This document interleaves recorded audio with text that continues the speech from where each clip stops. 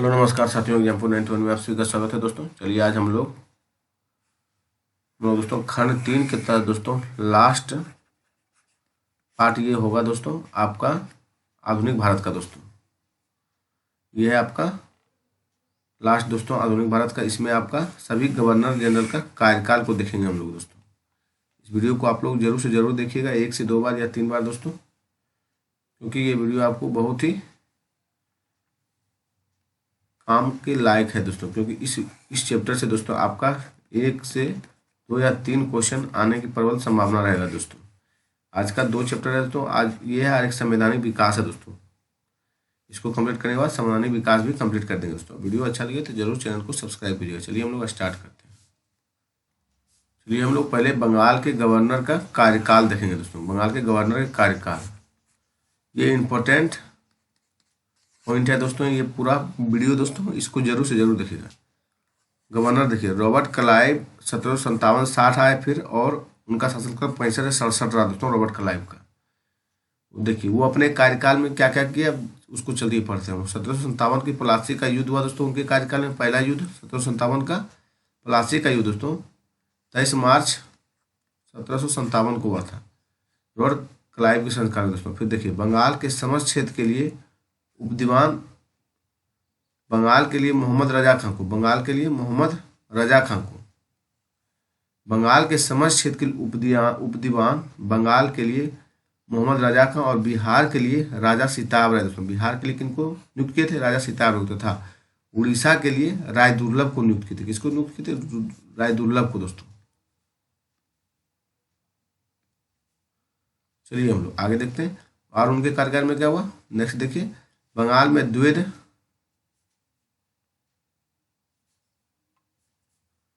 देखिए, और बंगाल में द्वैध शासन का जनक हुआ दोस्तों। बंगाल में क्या हुआ? द्वैध शासन का जनक दोस्तों।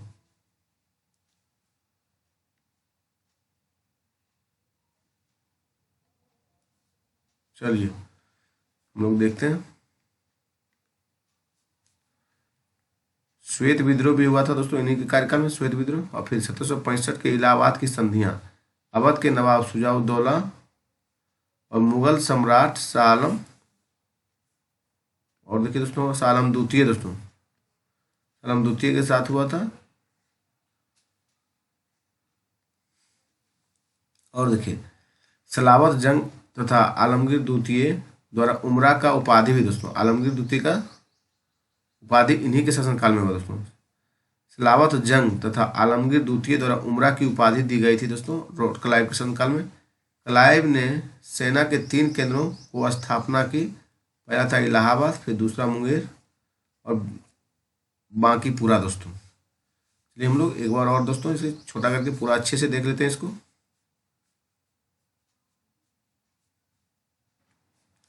देखिए रॉबर्ट क्लाइव, फिर से एक बार रिविजन करें इसको दोस्तों। रॉबर्ट क्लाइव 1757 से 60 पहले शासनकाल इनका था दोस्तों। उसके बाद बीच में फिर कोई दूसरा आया। फिर देखिए फिर आए 65 से 67 दोस्तों। इनके कार्यकाल में क्या क्या हुआ उनको देखते हैं हम लोग। 1757 का प्लासी युद्ध हुआ दोस्तों। बंगाल के समस्त क्षेत्र के लिए उपदीवान, बंगाल के लिए मोहम्मद रजा खां को दोस्तों, भी आई है दोस्तों ये पॉइंट। और बिहार के लिए दोस्तों राजा सिताब राय को, बिहार के लिए किसे नियुक्त किए थे? राजा सिताब राय को। और उड़ीसा के लिए राय दुर्लभ को नियुक्त किए थे दोस्तों। अब बंगाल में द्वैध शासन का जनक रॉबर्ट क्लाइव को कहा जाता है। श्वेत विद्रोह इन्हीं के कार्यकाल में हुआ। और 1765 में इलाहाबाद की संधि में अवध के नवाब शुजाउद्दौला एवं मुगल सम्राट शाह आलम द्वितीय के साथ दोस्तों, और सलावत जंग तथा आलमगीर द्वितीय द्वारा उमरा की उपाधि दी गई दोस्तों। मतलब सलावत जंग तथा आलमगीर द्वितीय द्वारा उमरा की उपाधि दी गई थी 1757, मतलब 1757 रॉबर्ट क्लाइव के शासनकाल में दोस्तों। फिर क्लाइव ने सेना के 3 केंद्रों की स्थापना की, इलाहाबाद, मुंगेर और बांकीपुर में दोस्तों। चलिए हम लोग आगे नेक्स्ट शासनकाल देखते हैं। फिर देखिए वन स्टार्ट है दोस्तों। वन स्टार्ट का 1760 से 64 इनका शासनकाल था। इनके कार्यकाल में हुआ दोस्तों वन स्टार्ट के कार्यकाल में बक्सर का युद्ध हुआ 1764 का दोस्तों। किसके कार्यकाल में? वर्निश वेंसी टाट दोस्तों, वर्निश नहीं है, वेंसी टाट के शासनकाल में बक्सर का युद्ध हुआ 1764 का दोस्तों। इनका शासनकाल था 60 से 64। फिर बीच में आए काटिया दोस्तों 1769 से बहत्तर इनके कार्यकाल में बंगाल का अकाल हुआ दोस्तों। बंगाल का अकाल हुआ इनके कार्यकाल में 1770 में दोस्तों, काटियर के कार्यकाल में। किसके कार्यकाल में? काटियर दोस्तों। फिर देखिए वारन हेस्टिंग आए। वारन हेस्टिंग के कार्यकाल क्या है? 1772 से 74 दोस्तों। इनके कार्यकाल में बंगाल का अंतिम गवर्नर थे। बंगाल का अंतिम गवर्नर अगर पूछा तो कौन होगा दोस्तों? तो वारन हेस्टिंग होंगे। बंगाल में द्वैध शासन को समाप्त किया दोस्तों, तो वारन हेस्टिंग समाप्त किया। 1772 में प्रत्येक जिले में एक फौजदारी तथा दीवानी अदालतों की स्थापना किसने किया दोस्तों? तो वारन हेस्टिंग ने किया था। फिर से एक बात देखिए, वारन हेस्टिंग का कार्यकाल है 72 से 1772 74 दोस्तों। बंगाल का अंतिम गवर्नर जनरल, और बंगाल में द्वैध शासन की समाप्ति किया दोस्तों। और बंगाल में 1772 में प्रत्येक जिले में एक फौजदारी और दीवानी अदालत की स्थापना दोस्तों। फिर देखिए बंगाल की गवर्नर जनरल चलिए देखते हैं हम लोग। वारन हेस्टिंग देखिए, वारन हेस्टिंग 1774 से 85 दोस्तों। वारन हेस्टिंग कब है? 1774 से 85 दोस्तों। चलिए इनके कार्यकाल को हम लोग देखते हैं दोस्तों। देखिए रेगुलेटिंग एक्ट 1773 के तहत वारन हेस्टिंग बंगाल के प्रथम गवर्नर जनरल को बनाया गया दोस्तों। बंगाल के प्रथम गवर्नर जनरल किन्हें बनाया गया था? वारन हेस्टिंग के तहत दोस्तों। देखिए वारन हेस्टिंग का काल फिर आया 74 से 85 दोस्तों। इसलिए इसको पूरा ध्यान में रख के देखिए। रेगुलेटिंग एक्ट 1773 के तहत वारन हेस्टिंग को बंगाल का प्रथम गवर्नर जनरल बनाया गया था, और कलकत्ता में सुप्रीम कोर्ट की स्थापना हुई दोस्तों। कलकत्ता में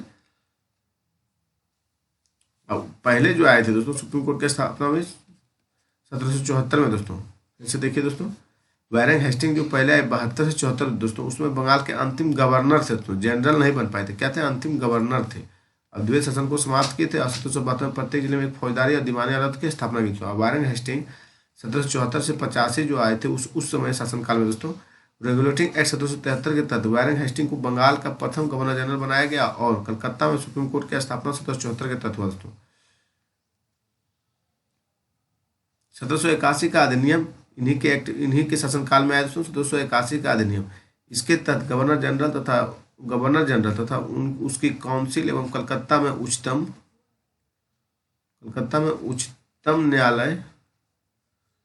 न्यायालय के मध्य शक्तियों का कार्यक्षेत्र स्पष्ट रूप से विभाजित कर दिया गया था। तो फिर से देखिए 1781 का अधिनियम है, इसके तहत गवर्नर जनरल तथा उसकी काउंसिल एवं कलकत्ता उच्च न्यायालय के मध्य शक्तियों का कार्यक्षेत्र को स्पष्ट रूप से विभाजित कर दिया गया। फिर देखिए नंद कुमार पर महाअभियोग लगाकर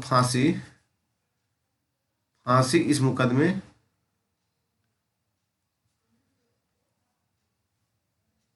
को न्यायिक हत्या की भी संज्ञा दी जाती है दोस्तों। मतलब नंद कुमार पर अभियोग लगाकर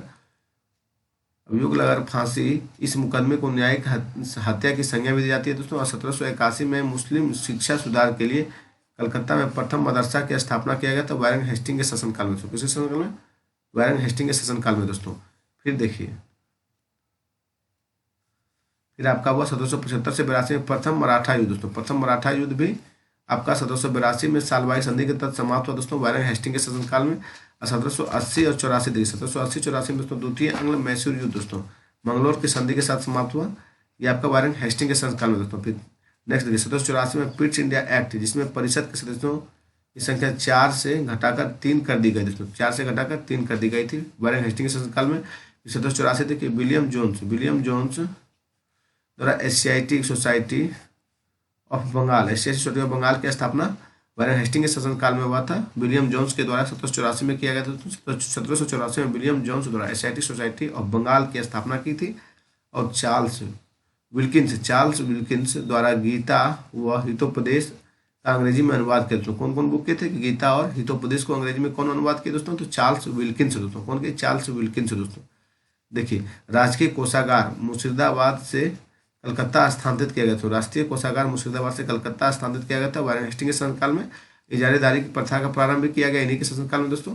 हिंदू मुस्लिम कानूनों को संहिताबद्ध किया गया इसी के शासनकाल में दोस्तों वारन हेस्टिंग के शासनकाल में 1772 से 1774 से 85 के बीच में दोस्तों। चलिए आगे देखते हैं। अभिज्ञान शकुंतलम का अंग्रेजी अनुवाद भी इन्हीं के शासनकाल में किया गया वारन हेस्टिंग के। देशी रियासतों के साथ घेरे की नीति इन्हीं के शासनकाल में दोस्तों। देशी रियासतों के साथ घेरे की नीति भी वारन हेस्टिंग शासनकाल में किया गया। प्रथम गोरिल्ला युद्ध दोस्तों आपका 1774 में किया। प्रथम गोरिल्ला युद्ध 1774 में किया गया था वारन हेस्टिंग के शासनकाल में। फिर देखिए 1775 में अस्फाउद्दौला के साथ फैजाबाद की संधि दोस्तों वारन हेस्टिंग के शासनकाल में किया गया। इनके कार्यक्रम में बहुत सारे काम हुए दोस्तों। चलिए अब नेक्स्ट हम लोग देखते हैं। नेक्स्ट देखिए, नेक्स्ट है पिट्स इंडिया एक्ट 1784 के विरोध में इस्तीफा देकर जब वारेन हेस्टिंग्स 1785 में इंग्लैंड पहुंचे तो वहां एडमंड बर्क द्वारा मुकदमा दायर किया गया। एडमंड बर्क द्वारा दोस्तों, एडमंड बर्क द्वारा उसके ऊपर महाभियोग का मुकदमा दायर किया गया, परंतु 1795 में इसे सभी आरोपों से मुक्त कर दिया गया था दोस्तों। चलिए हम लोग आगे चलते हैं दोस्तों। देखिए अब आ गए लॉर्ड कॉर्नवालिस दोस्तों। कौन आए? Lord Cornwallis. चलिए लॉर्ड कॉर्नवालिस में देखिए 1786 से 1793 इनका शासनकाल रहा दोस्तों, और 1805 में भी आए दोस्तों। 1786 से 1793, उसके बाद 1805 दोस्तों। देखिए इनके कार्यकाल में क्या क्या हुआ था। जिले के समस्त अधिकार को कलेक्टर के हाथ में सौंप दिया गया था। जिले के समस्त अधिकार किसे सौंप दिया? कलेक्टर के हाथ में। तृतीय एंग्लो मैसूर युद्ध 1790 से 92 में श्रीरंगपट्टनम की संधि 1792 में इन्हीं के कार्यकाल में, लॉर्ड कॉर्नवालिस के कार्यकाल में दोस्तों। कॉर्नवालिस संहिता दोस्तों का निर्माण 1793 में, जिसमें अनेक न्यायिक सुधारों का उल्लेख था, और न्यायिक विभाग का राजस्व विभाग में पृथक्करण तथा शक्ति का पृथक्करण का सिद्धांत भी लॉर्ड कॉर्नवालिस के शासनकाल में दिया गया दोस्तों। शक्ति का पृथक्करण का सिद्धांत दोस्तों। फिर से एक बात देखिए, कॉर्नवालिस संहिता का निर्माण 1793 में, जिसमें अनेक न्यायिक सुधारों का उल्लेख था, और न्यायिक विभाग का राजस्व विभाग से पृथक्करण तथा शक्ति का पृथक्करण का सिद्धांत भी दिया गया दोस्तों। देखिए और क्या क्या कार्य किए। 1790 से 92 में भारतीय न्यायाधीशों से युक्त जिला फौजदारी न्यायालयों को समाप्त कर चार सर्किट कोर्ट यानी कलकत्ता, ढाका और मुर्शिदाबाद और पटना की स्थापना की दोस्तों। फिर देखिए और किए थे, और क्या क्या किए अपने कार्यकाल में दोस्तों। देखिए बंगाल प्रांत में अस्थायी बंदोबस्त पद्धति 1793 लागू किए थे। बंगाल में अस्थायी बंदोबस्त किसने लागू किया था? लॉर्ड कॉर्नवालिस 1793 में। चलिए भारत में नागरिक सेवा का जनक यानी प्रशासन और यूरोपीयकरण तथा सिविल सेवाएं प्रारंभ की दोस्तों लॉर्ड कॉर्नवालिस। सिविल सेवाएं किसने प्रारंभ की? Lord Cornwallis. भारत में नागरिक सेवा का जनक, जिसे हम लोग लोक सेवा का जनक कहते हैं। प्रशासन एवं यूरोपीयकरण तथा सिविल सेवाएं प्रारंभ की दोस्तों। और पुलिस व्यवस्था का जनक भी कॉर्नवालिस को ही कहा जाता है। पुलिस सेवा का जनक भी किसे कहते हैं? कॉर्नवालिस को ही माना जाता है दोस्तों। फिर देखिए एकमात्र गवर्नर जनरल जिसकी समाधि भारत के गाजीपुर में स्थित है दोस्तों। इन्हीं की समाधि गाजीपुर में स्थित है दोस्तों, लॉर्ड कॉर्नवालिस की। किसकी?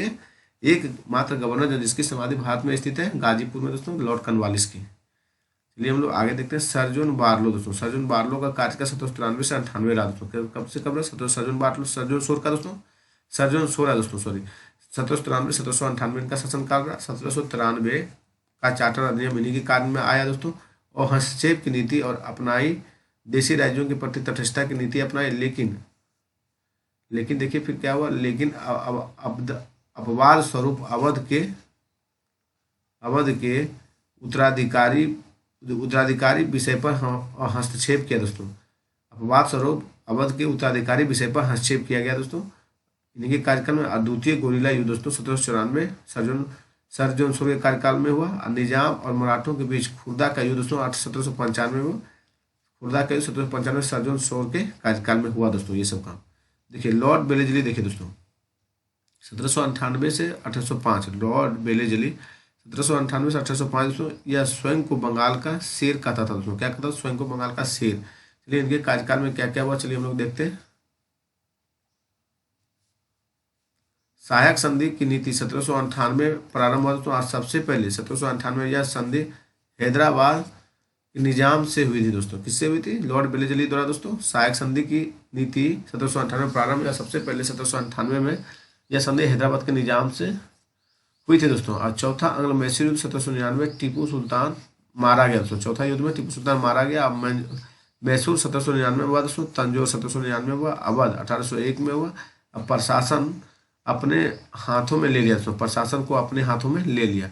बेसिन संधि दोस्तों लॉर्ड बेलेजली के शासनकाल में 1802 में। बेसिन संधि के शासनकाल में तो लॉर्ड बेलेजली के शासनकाल में दोस्तों। द्वितीय अंग मराठा 1803 से 5 दोस्तों लॉर्ड बेलेजली के शासनकाल में द्वितीय अंग मराठा है दोस्तों। नेक्स्ट देखिए 1799 में प्रेस पर सेंसरशिप लगाया गया। 1799 में प्रेस पर सेंसरशिप लगाया गया, जो कि भारतीय प्रेस पर प्रतिबंध लगाने की पहली पहली घटना मानी जाती है, तो पहली घटना मानी जाती है।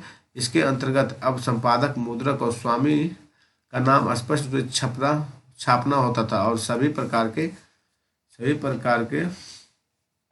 तथ्यों और प्रकाशक सामग्री को सरकार के पास प्री सेंसरशिप हेतु भेजना होता था दोस्तों। फिर से देखिए 1799 प्रेस पर सेंसरशिप लॉर्ड बेलेजली द्वारा लगाया गया दोस्तों, जो भारत की प्रेस पर प्रतिबंध लगाने की पहली घटना मानी जाती है।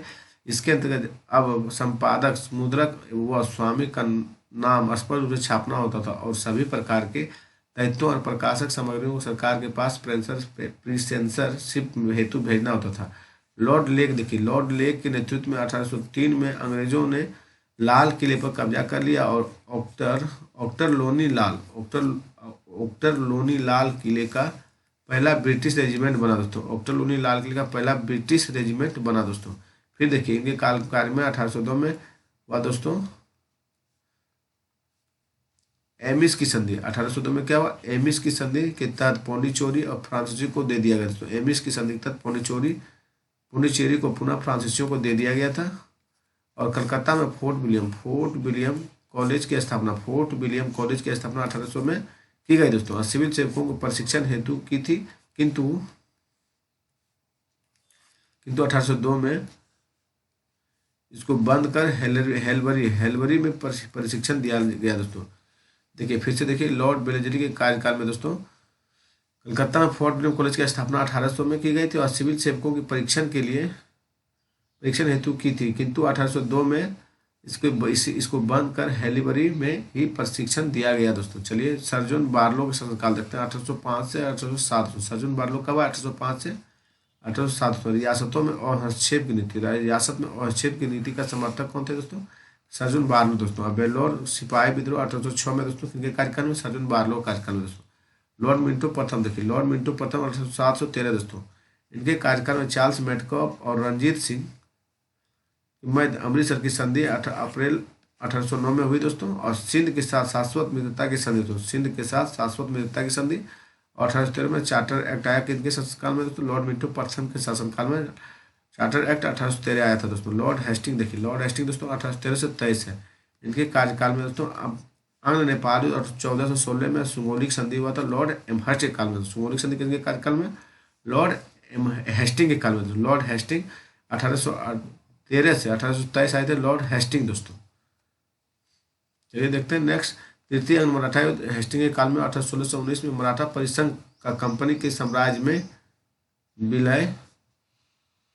विलय दोस्तों। अब नेक्स्ट देखिए सुगौली की संधि के बाद हेस्टिंग को मार्क्वेस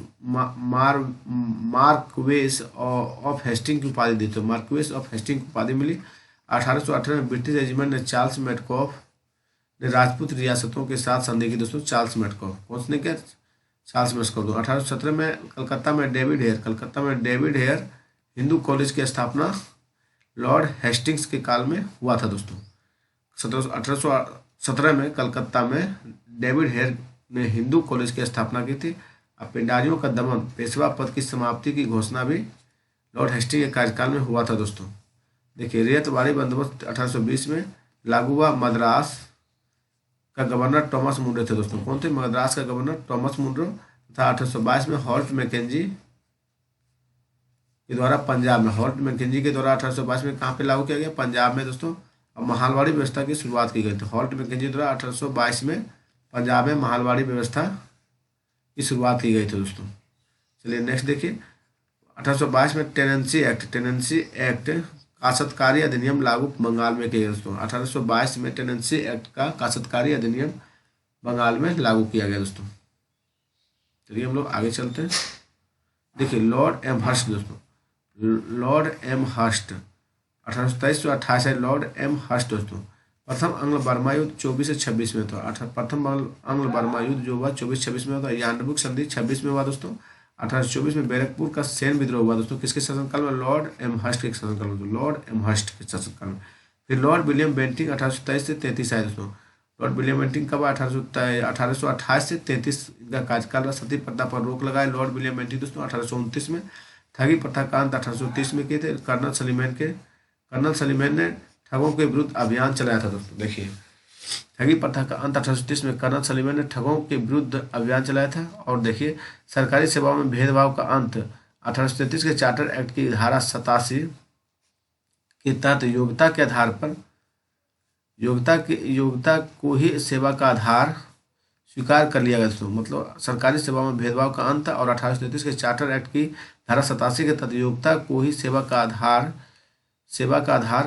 स्वीकार कर लिया गया दोस्तों। देखिए और कलकत्ता मेडिकल कॉलेज की नींव रखी गई दोस्तों किनके कार्यकाल में? लॉर्ड विलियम बेंटिंग के कार्यकाल में दोस्तों। किनके कार्यकाल? Lord William Bentinck. 1827 से आया 1833 दोस्तों। कब शासन था इनका? 1828 से, सॉरी दोस्तों, 1828 से 1833 इनका कार्यकाल रहा। कलकत्ता में मेडिकल कॉलेज की स्थापना भी की है और कॉर्नवालिस द्वारा स्थापित सर्किट कोर्ट को बंद किया और न्यायालयों में फारसी भाषा के स्थान अंग्रेजी भाषा दोस्तों, फारसी भाषा के स्थान पर देसी भाषाओं को अपनाया गया दोस्तों। और कोल विद्रोह भी दोस्तों आपका लॉर्ड विलियम बेंटिंग के कार्यकाल में 31 से 32 में कोल विद्रोह दोस्तों। कोल विद्रोह किनके कार्यकाल में होता? लॉर्ड विलियम बेंटिंग के कार्यकाल में दोस्तों। किनके कार्यकाल में? लॉर्ड विलियम बेंटिंग कार्यकाल में दोस्तों।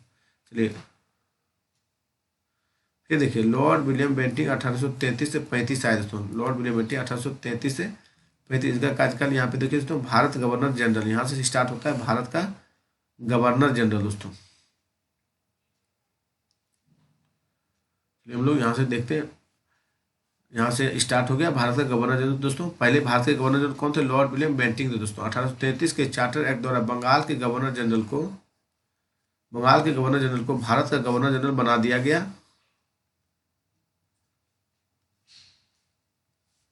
भारत के प्रथम governor general Lord William Bentinck थे दोस्तों। कौन थे? Lord William Bentinck. और अफीम के व्यापार को नियमित किया और अब यहाँ केवल बम्बई से ही निर्यात की जा सकती थी दोस्तों। अफीम के व्यापार को नियमित किया और यह केवल बम्बई से ही यहाँ निर्यात किया जा सकता था। फिर देखिए आगरा प्रेसिडेंसी 1834 का निर्माण किया दोस्तों। आगरा प्रेसिडेंसी का निर्माण 1834 में किया गया। और फिर देखिए विधि आयोग का गठन फिर लॉर्ड विलियम बेंटिंग शासनकाल में होता विधि आयोग का गठन दोस्तों। 1835 का शिक्षा संबंधी प्रस्ताव शिक्षा सुधार तथा अंग्रेजी भाषा को उच्च शिक्षा के माध्यम बनाए जाने की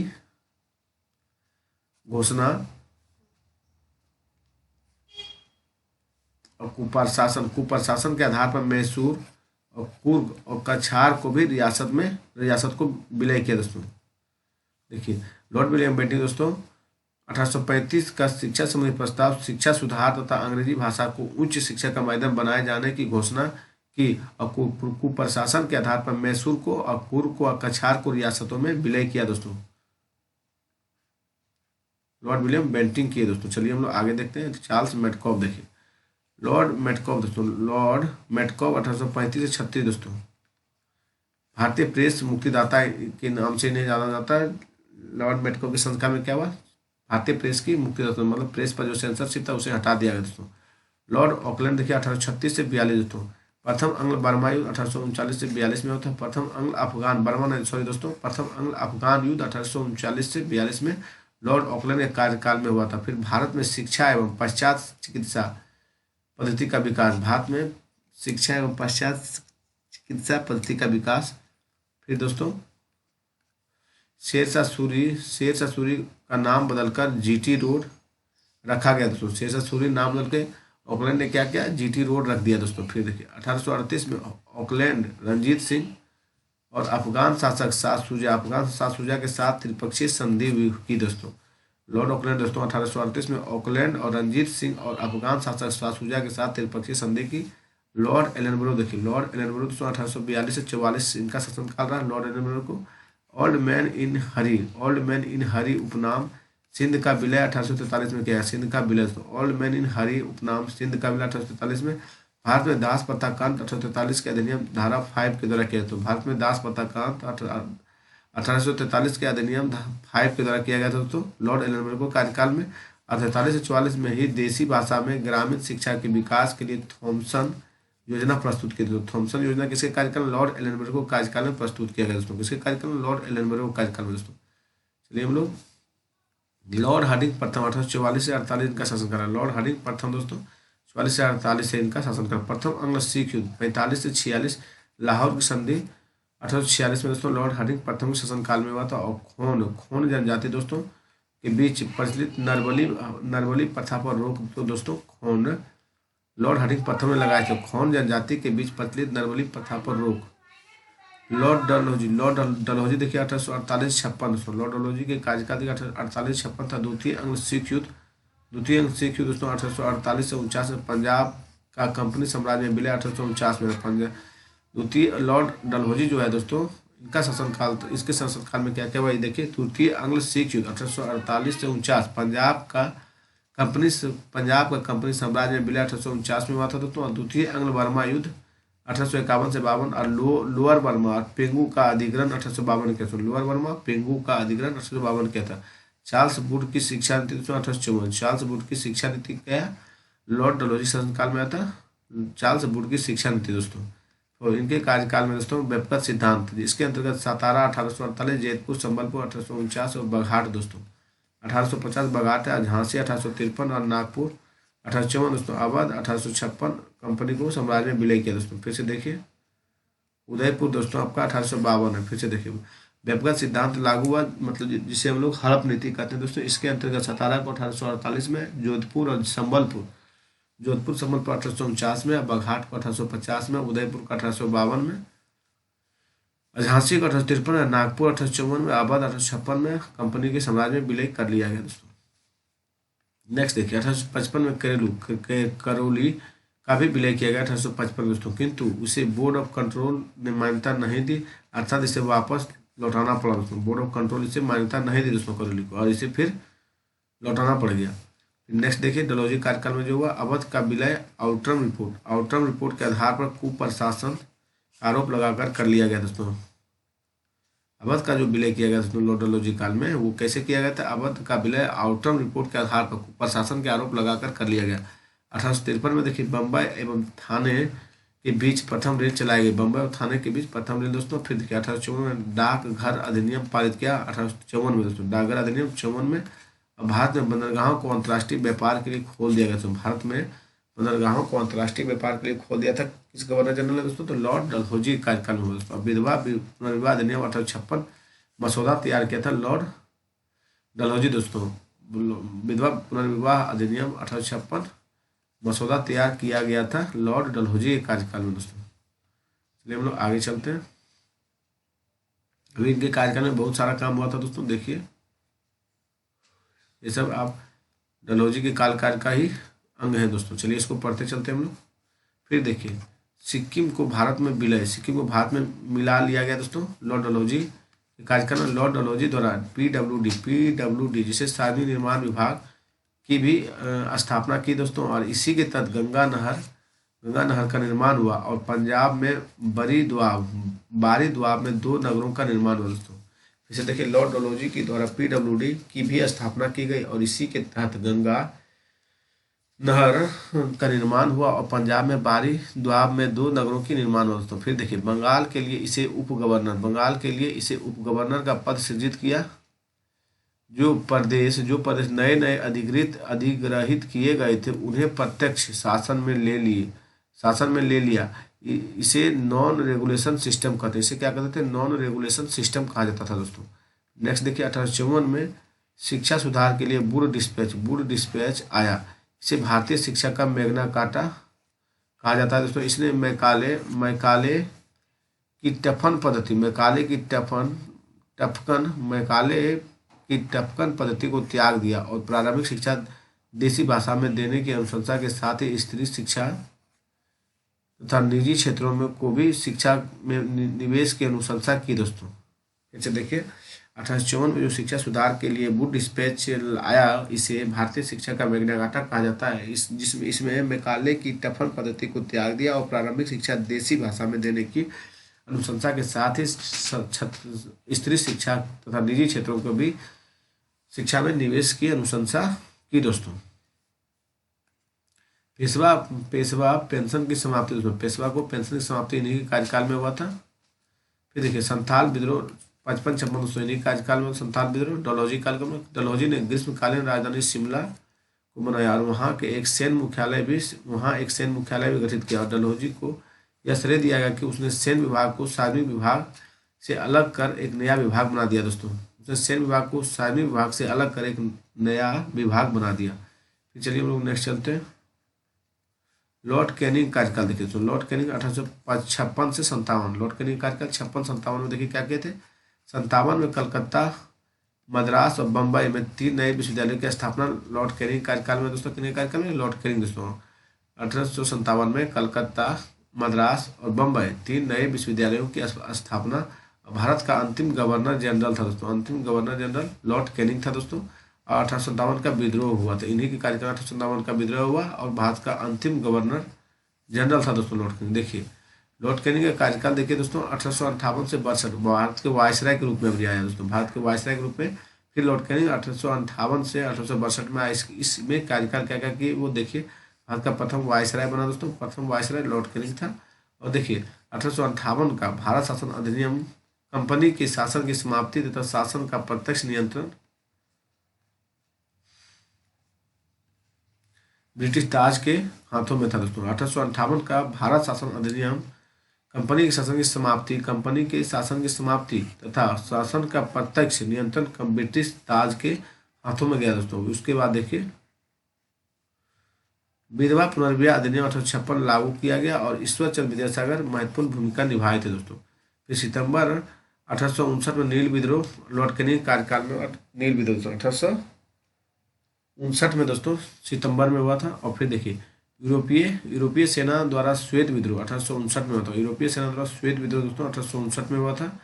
फिर देखिए नागरिक विधि संहिता 1859, नागरिक विधि लॉर्ड कैनिंग के शासनकाल में आया था। नागरिक विधि संहिता, भारतीय दंड संहिता 1860 दोस्तों, फौजदारी विधि संहिता 1861 का निर्माण हुआ दोस्तों लॉर्ड कैनिंग कार्यकाल में। देखिए नागरिक विधि संहिता 1859, भारतीय दंड संहिता 60 में, फौजदारी विधि संहिता 1861 में निर्माण किया दोस्तों। फिर देखिए नेक्स्ट भारतीय परिषद अधिनियम 1861 लागू किया दोस्तों, भारतीय परिषद अधिनियम 1861 लागू हुआ। 1861 में हाई कोर्ट एक्ट पारित हुआ तथा संपूर्ण देश में एक ही दंड संहिता लागू की गई दोस्तों संपूर्ण देश में दोस्तों। अब पोर्टफोलियो व्यवस्था की शुरुआत की गई लॉर्ड कैनिंग के कार्यकाल में दोस्तों 1861 का तहत किया गया था। भारत में पहली बार आयकर लगाया गया जिसे ब्रिटिश अर्थशास्त्री विल्सन द्वारा प्रस्तुत किया दोस्तों। भारत में पहली बार आयकर लगाया गया जिसे ब्रिटिश अर्थशास्त्री विल्सन द्वारा प्रस्तुत किया गया था दोस्तों। चलिए इसे हम लोग बजट कहते हैं इसी को दोस्तों। लॉर्ड एल्गिन प्रथम देखिए, लॉर्ड एल्गिन प्रथम 1862 से 63 का कार्यकाल था दोस्तों लॉर्ड एल्गिन प्रथम का। इनके कार्यकाल में बहावी आंदोलन का दमन हुआ और 1862 में बम्बई, कलकत्ता और मद्रास में हाई कोर्ट की स्थापना और कुछ स्रोतों में 1865 बताया गया दोस्तों लॉर्ड एल्गिन प्रथम के शासनकाल में दोस्तों। 1862 में बम्बई, कलकत्ता, मद्रास हाई कोर्ट की स्थापना हुई किसके और लॉर्ड एल्गिन प्रथम के कार्यकाल में दोस्तों। चलिए हम लॉर्ड जॉन लॉरेंस 1864 से 69 देखते हैं। 64 से 69 कार्यकाल में कौन है, लॉर्ड जॉन लॉरेंस दोस्तों वायसराय बने। और इनके कार्यकाल में भूटान युद्ध हुआ 1865 में, भूटान युद्ध दोस्तों। इसी के समय उड़ीसा में 1866 में, बुंदेलखंड एवं राजपूताना में 1868 से 69 में भीषण अकाल पड़ा और कैंपबेल के नेतृत्व में एक अकाल आयोग की स्थापना की गई दोस्तों। अफगानिस्तान के हस्तक्षेप की नीति का पालन किया गया और 1866 में इलाहाबाद कोर्ट की स्थापना हुई दोस्तों सर जॉन लॉरेंस के शासनकाल में दोस्तों। 1866 में इलाहाबाद कोर्ट की स्थापना के कार्यकाल में लॉर्ड जॉन लॉरेंस तो सर जॉन लॉरेंस इसी को बोलते हैं। चलिए हम लोग आगे चलते हैं। लॉर्ड मेयो देखिए, लॉर्ड मेयो 1869 से 72 दोस्तों। लॉर्ड मेयो कार्यकाल क्या 69 से 72, 1869 से 72। भारतीय युवराजों के अध्ययन के लिए अजमेर में मेयो कॉलेज की स्थापना किया गया दोस्तों। भारतीय युवराजों के अध्ययन के लिए आर्थिक विकेंद्रीकरण की नीति प्रारंभ की लॉर्ड मेयो दोस्तों। कृषि विभाग की स्थापना किया। फिर 1872 में भारत की पहली जनगणना लॉर्ड मेयो के कार्यकाल में हुआ दोस्तों। और भारतीय विवाह विच्छेद अधिनियम 1869 भी लागू किया दोस्तों लॉर्ड मेयो दोस्तों। सांख्यिकी सर्वेक्षण विभाग का गठन भी किसने किया? सांख्यिकी सर्वेक्षण विभाग का गठन लॉर्ड मेयो के कार्यकाल में दोस्तों। पोर्ट ब्लेयर में शेर अली द्वारा इसकी हत्या कर दी, पोर्ट ब्लेयर में दोस्तों। अंडमान में पड़ता है, किसने हत्या की थी? शेर अली दोस्तों। चलिए आगे हम लोग चलते हैं।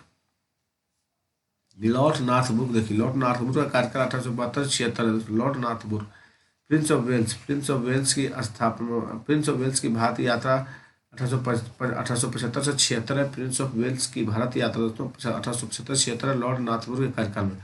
अलीगढ़ में सैयद अहमद खां द्वारा मोहम्मदन एंग्लो ओरिएंटल कॉलेज को प्रोत्साहित किया गया दोस्तों। और 1872 में पंजाब में कूका विद्रोह का दमन किया गया लॉर्ड नॉर्थब्रुक के द्वारा दोस्तों। किसके द्वारा? लॉर्ड नॉर्थब्रुक के द्वारा 1872 में पंजाब में कूका विद्रोह का दमन किया गया था। और भारतीय साक्ष्य अधिनियम 1872 प्रभावी हुआ दोस्तों लॉर्ड नॉर्थब्रुक के काल में। भारतीय साक्ष्य अधिनियम दोस्तों।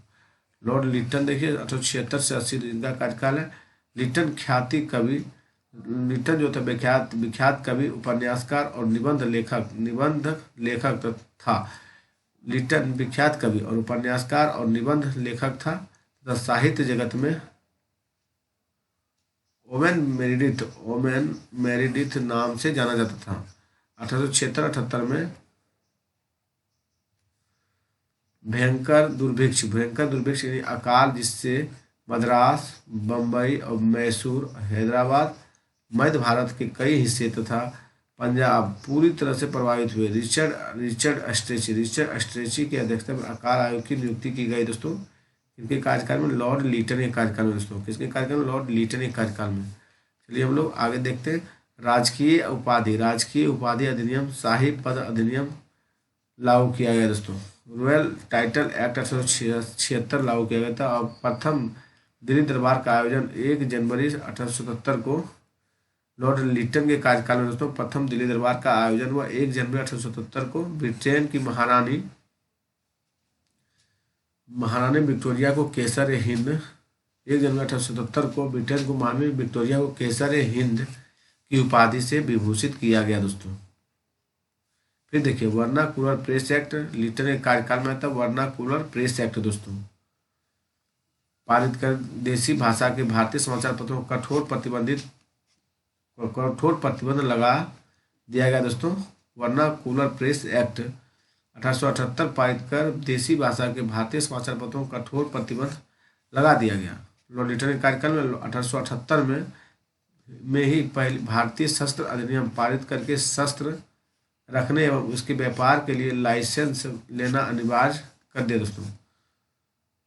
फिर देखिए द्वितीय अंग्लो अफगान युद्ध दोस्तों 1878 से 80 है। द्वितीय अंग्लो अफगान युद्ध कितना वो कब हुआ दोस्तों? 1878 से 80 दोस्तों। इससे सिविल सेवा के परीक्षाओं में प्रवेश की अधिकतम आयु सीमा 21 वर्ष से घटाकर 19 वर्ष कर दी दोस्तों। कौन के? लॉर्ड लिटन के दोस्तों। किसके कार्यकाल में हुआ? ये सब कारण दोस्तों लॉर्ड लिटन के कार्यकाल में हुआ। चलिए हम लोग आगे देखते हैं। लॉर्ड रिपन देखिए, लॉर्ड रिपन 80 से 84 देखिए। भारत में स्वशासन का जनक, भारत में इन्हें स्वशासन का जनक कहते हैं। पंडित मदन मोहन मालवीय 1919 के कांग्रेस अधिवेशन में कहा कि रिपन भारतीय वायसराय में सबसे अधिक लोकप्रिय था दोस्तों। पंडित मदन मोहन मालवीय ने 1919 में कांग्रेस अधिवेशन में कहा कि रिपन भारतीय वायसराय में सबसे अधिक लोकप्रिय था। और रिपन दोस्तों और हस्तक्षेप अफगानिस्तान की संधि 1881 में किए थे लॉर्ड रिपन दोस्तों। अफगानिस्तान की संधि कब किए थे? 1881 में। वर्ना प्रेस एक्ट रद्द किए थे 1882 में दोस्तों। वर्नाकुलर प्रेस एक्ट को रिपन ने कब रद्द किए? 1882 में दोस्तों। फिर श्रमिक सुधार के लिए प्रथम कारखाना अधिनियम 1881 में पारित किया दोस्तों। श्रमिक सुधार के लिए भी कानून बनाए लॉर्ड रिपन दोस्तों। मैसूर के शासक को गद्दी की वापसी 1881 में की थी लॉर्ड रिपन दोस्तों। मैसूर शासक को गद्दी की वापसी भी की। अब वित्तीय विकेंद्रीकरण की नीति का नियमीकरण किया दोस्तों। वित्तीय विकेंद्रीकरण की नीति को नियमीकरण किया और स्थानीय स्वशासन संबंधी सरकारी प्रस्ताव 1882 में लाए दोस्तों। स्थानीय स्वशासन संबंधी सरकारी प्रस्ताव 1882 में लाए। और सर विलियम हंटर की अध्यक्षता में हंटर आयोग की नियुक्ति 1882 में की दोस्तों। सर विलियम हंटर की अध्यक्षता में हंटर आयोग की नियुक्ति 1882 में, जिसे 1854 के बाद देश में शिक्षा की दिशा में प्राथमिक और माध्यमिक स्तर पर किए गए सुधार के प्रयासों की समीक्षा करनी थी दोस्तों। फिर देखिए इनके कार्यकाल में इल्बर्ट बिल वाद विवाद भी आया 1883-84 दोस्तों। लॉर्ड रिपन के कार्यकाल में ही दोस्तों आपका आया था इल्बर्ट बिल विवाद दोस्तों। चलिए इन पर भी हम लोग देख लेते हैं। इल्बर्ट बिल के द्वारा यूरोपीय लोगों के मामले की सुनवाई हेतु भारतीय न्यायाधीशों पर लगाए गए अयोग्यताओं या पाबंदियों को हटा दिया गया। अर्थात अब भारतीय न्यायाधीश भी यूरोपीय लोगों से जुड़े मामले की सुनवाई कर सकते हैं और इस प्रावधान को यूरोपीय लोगों ने विरोध किया दोस्तों। देखिए इल्बर्ट बिल के द्वारा यूरोपीय लोगों के मामले की सुनवाई हेतु भारतीय न्यायाधीशों पर लगाए गए अयोग्यताओं के या पाबंदियों को हटा दिया गया। अर्थात अब भारतीय न्यायाधीश भी यूरोपीय लोगों के जुड़े मामले सुनवाई कर सकते थे। चलिए हम लोग आगे देखते हैं। फिर देखिए नेक्स्ट और क्या था इनके कार्यकाल में। नियमित जनगणना की शुरुआत 1881 में लॉर्ड रिपन ने करवाया था दोस्तों। अब फ्लोरेंस नाइटिंगेल में रिपन को भारत के उद्धारक की संज्ञा दी। याद है दोस्तों फ्लोरेंस नाइटिंगेल ने इस रिपन को भारत में उद्धारक की संज्ञा दी थी दोस्तों। चलिए हम लोग आगे देखते हैं। लॉर्ड डफरिन का कार्यकाल देखिए 1884 से 88 दोस्तों लॉर्ड डफरिन का कार्यकाल है। तृतीय अंग्ल बर्मा युद्ध किनके कार्यकाल में। लॉर्ड डफरिन दोस्तों 1884 से 88 शासनकाल है। बर्मा का अंतिम रूप से भारत में विलय दोस्तों। लॉर्ड डफरिन के कार्यकाल में बर्मा को अंतिम रूप से भारत में विलय कर लिया गया। चलिए डफरिन और को क्या क्या किया दोस्तों। भारतीय राष्ट्रीय कांग्रेस की स्थापना 28 दिसंबर 1885 को इन्हीं कार्यकाल में होता है। भारतीय राष्ट्रीय कांग्रेस की स्थापना दोस्तों लॉर्ड डफरिन के कार्यकाल में। फिर देखिए बंगाल टेंडेंसी एक्ट 1885 तथा पंजाब टेंडेंसी एक्ट 1887 पारित किया गया था लॉर्ड डफरिन के कार्यकाल में दोस्तों। नागरिक सेवा के विकास के लिए एक्सटिंक्शन आयोग की स्थापना भारत आया दोस्तों। देखिए नागरिक सेवा के विकास के लिए एक्सटिंक्शन आयोग भारत आया दोस्तों लॉर्ड डफरिन के कार्यकाल में। इलाहाबाद विश्वविद्यालय की स्थापना 1887 में किया गया दोस्तों। इलाहाबाद विश्वविद्यालय की स्थापना लॉर्ड डफरिन के कार्यकाल में 1887 में किया गया दोस्तों। फिर देखिए लॉर्ड लैंसडाउन है दोस्तों 1888 से 94 है। इनके कार्यकाल में क्या क्या हुआ चलिए देखते हैं हम लोग। लॉर्ड लैंसडाउन 1888 से 94। दूसरा कारखाना अधिनियम 1891 में आया लॉर्ड लैंसडाउन के कार्यकाल में। भारतीय परिषद अधिनियम 1892 अस्तित्व में आया दोस्तों इनके कार्यकाल में। फिर देखिए 1893 में डुरंड आयोग की स्थापना जो भारत अफगानिस्तान की सीमा निर्धारण उस समय करता था दोस्तों। वर्तमान में पाकिस्तान और अफगानिस्तान के बीच है दोस्तों अभी। देखिए 1891 में सम्मत आयु विवाह की अधिनियम पारित हुआ। सम्मत आयु विवाह अधिनियम पारित किया था 1893 में। हफीम आयोग का गठन लॉर्ड लैंसडाउन के कार्यकाल में हुआ था। हफीम आयोग का गठन दोस्तों लैंसडाउन का 1893 में हुआ था। चलिए हम लोग आगे देखते हैं। देखिए लॉर्ड एल्गिन द्वितीय 1894 से 98 आए। लॉर्ड एल्गिन द्वितीय इसने घोषणा की कि हमने भारत को तलवार के बल से जीता है और तलवार के बल पर ही इसे अधीन रखेंगे। क्या बोला लॉर्ड एल्गिन द्वितीय दोस्तों। इसने घोषणा की कि हमने भारत को तलवार के बल पर जीता है और तलवार के बल पर ही इसे अधीन रखेंगे। 1894 में इसने कहा कि भारत हमारे साम्राज्य की धुरी है। भारत हमारे साम्राज्य की धुरी है। यदि हमारे साम्राज्य का कोई अन्य राज्य अलग हो जाता है तो हम जीवित रह सकते हैं, लेकिन यदि हम भारत को खो देते हैं तो हमारे साम्राज्य का सूर्य अस्त हो जाएगा।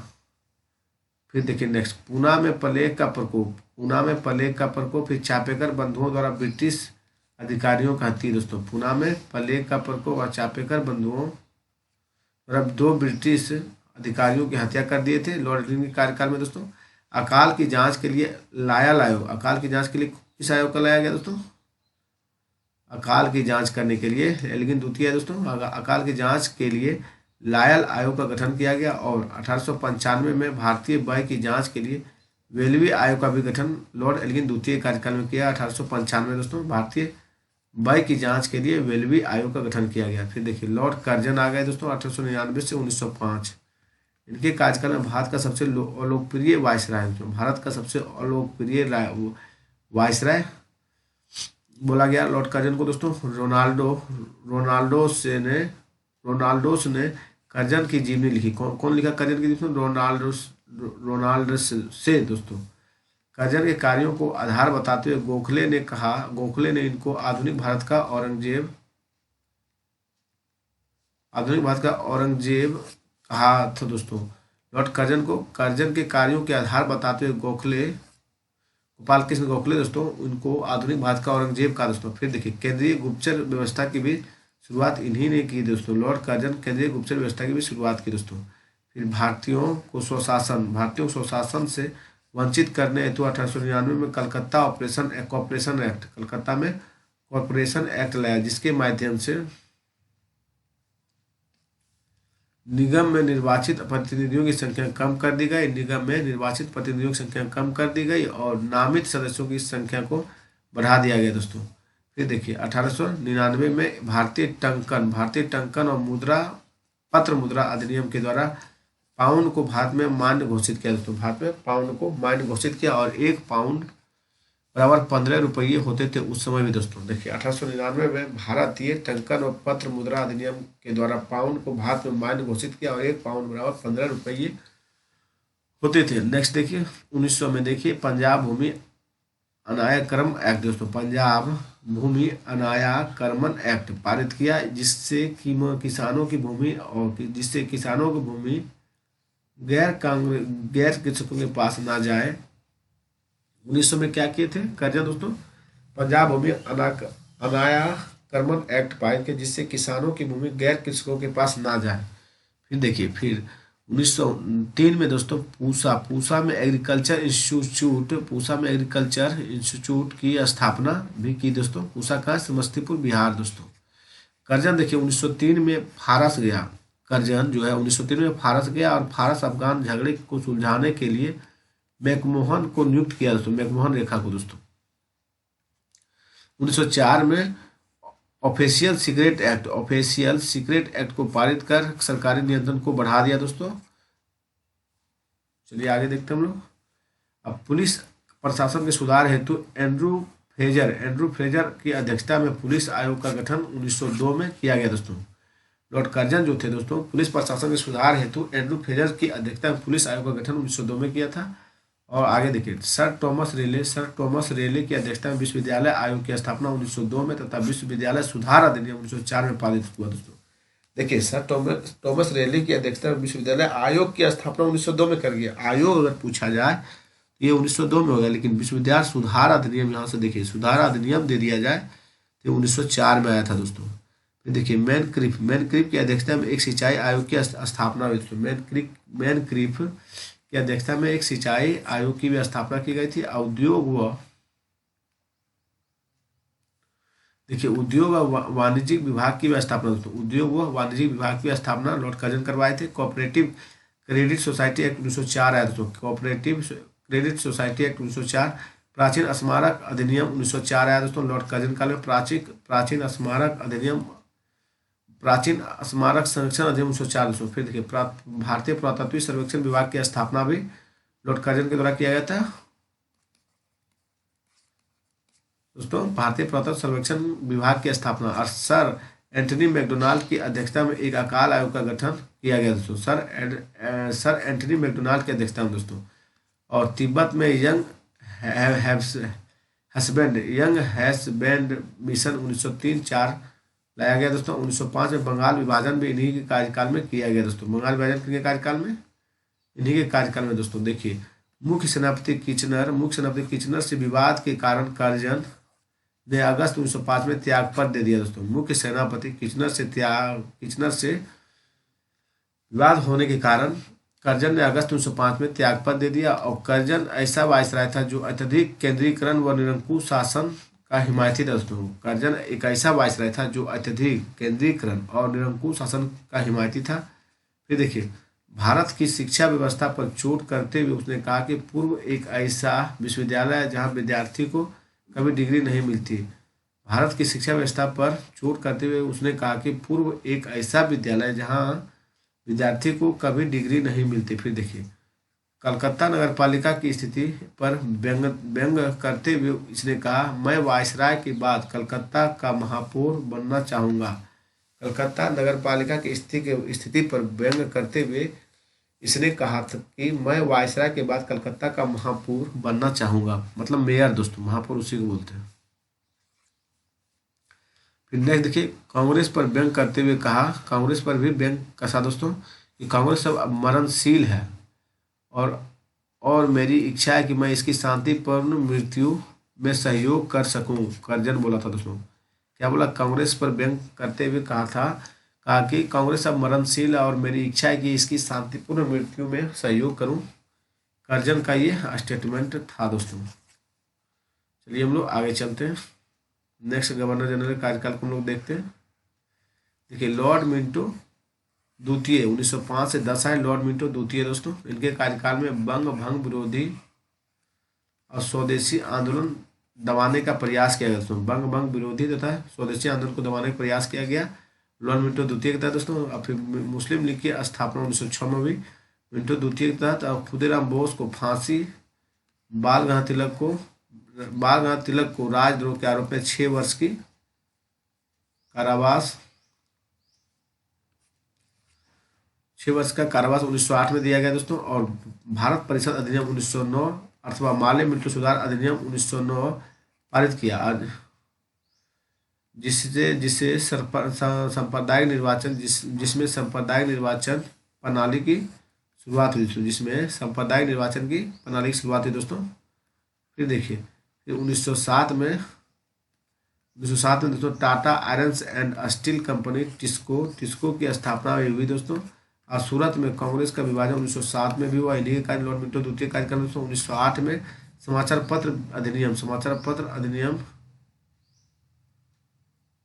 पत्र अधिनियम न्यूज़पेपर यानी इनसाइडमेंट टू ऑफेंसेट एक्ट 1908 पारित किया गया दोस्तों। और वायसराय की कार्यकारिणी में पहली भारतीय सदस्य ASP सिन्हा, वायसराय की कार्यकारिणी परिषद में पहला भारतीय सदस्य SP सिन्हा की नियुक्ति की गई दोस्तों। देखिए, लॉर्ड हार्डिंग द्वितीय 1910 से 16 आए दोस्तों। इनके कार्यकाल में बंगाल विभाजन को रद्द कर दिया गया था और भारत की राजधानी कलकत्ता से दिल्ली हस्तांतरण की गई दोस्तों।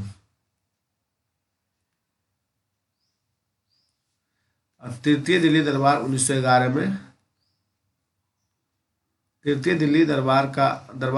में आयोजन हुआ दोस्तों। और 1912 में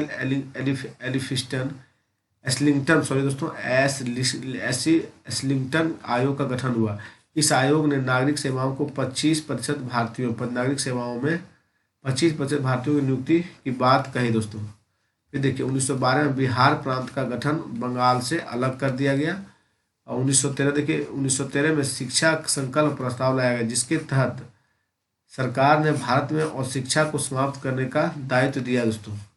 फिर भारत तिब्बत की मैकमोहन रेखा 1914 में निर्धारण था, शिमला सम्मेलन 1914 के द्वारा दोस्तों। फिर देखिए, 1914 में प्रथम विश्व युद्ध प्रारंभ हुआ दोस्तों। और मदन मोहन मालवीय द्वारा अखिल भारतीय हिंदू महासभा की स्थापना 1915 में की गई दोस्तों। मदन मोहन मालवीय द्वारा दोस्तों, बहुत इंपॉर्टेंट क्वेश्चन है दोस्तों।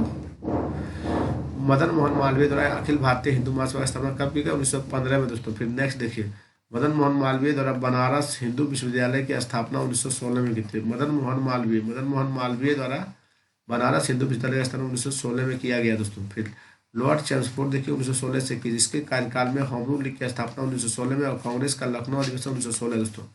होम रूल लीग की स्थापना 1916 में दोस्तों, कांग्रेस लखनऊ अधिवेशन 1916 में हुआ था। फिर नेक्स्ट देखिए, कांग्रेस व मुस्लिम लीग के मध्य लखनऊ समझौता 1916 में दोस्तों। ये सब लॉर्ड चैम्सफोर्ड के कार्यकाल में 1916 से 21 में हो रहा था दोस्तों। फिर साबरमती आश्रम की स्थापना 1917 में हुआ। चंपारण आंदोलन 1917 में दोस्तों। और अहमदाबाद सत्याग्रह भी लॉर्ड चैम्सफोर्ड के कार्यकाल में हुआ दोस्तों 1918 में। और देखिए, खेड़ा सत्याग्रह भी 1918 में हुआ दोस्तों, लॉर्ड चैम्सफोर्ड के कार्यकाल में। देखिए, लॉर्ड चैम्सफोर्ड के कार्यकाल में क्या क्या हुआ? साबरमती आश्रम की स्थापना 1917, चंपारण आंदोलन 1917, अहमदाबाद में सत्याग्रह 1918, खेड़ा सत्याग्रह 1918। फिर नेक्स्ट देखिए, मॉन्टेग्यू चैम्सफोर्ड की घोषणाएं 1917 तथा भारत शासन अधिनियम 1919 चैम्सफोर्ड के कार्यकाल में। रॉलेट एक्ट 1919 भी हुआ। जलियांवाला बाग की हत्याकांड में इन्हीं के कार्यकाल में दोस्तों, लॉर्ड चैम्सफोर्ड के कार्यकाल में। प्रांतों में द्वैध शासन की प्रारंभ, प्रांत में दोस्तों मतलब राज्य में द्वैध शासन प्रारंभ कर दिया गया दोस्तों लॉर्ड चैम्सफोर्ड के शासन काल में। देखिए, असहयोग एवं खिलाफत आंदोलन की प्रारंभ 1920 में किया गया था। असहयोग और खिलाफत आंदोलन का प्रारंभ 1920 में पूना में पूना में डी के कर्वे के द्वारा महिला विश्वविद्यालय की स्थापना 1916 में की गई। तो पूना में डी.के. कर्वे द्वारा महिला विश्वविद्यालय की स्थापना 1916 में और सैडलर कमीशन की नियुक्ति 1917 में, जिसमें दो भारतीय सर आशुतोष मुखर्जी और जियाउद्दीन अहमद थे दोस्तों, जियाउद्दीन अहमद थे।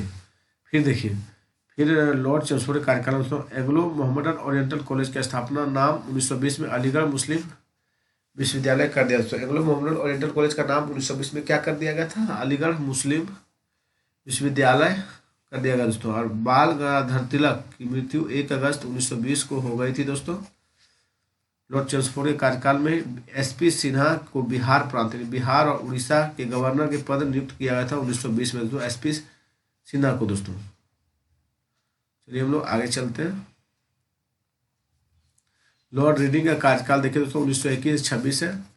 चोरा चोरी प्रकरण के बाद असहयोग आंदोलन को वापस लिया गया।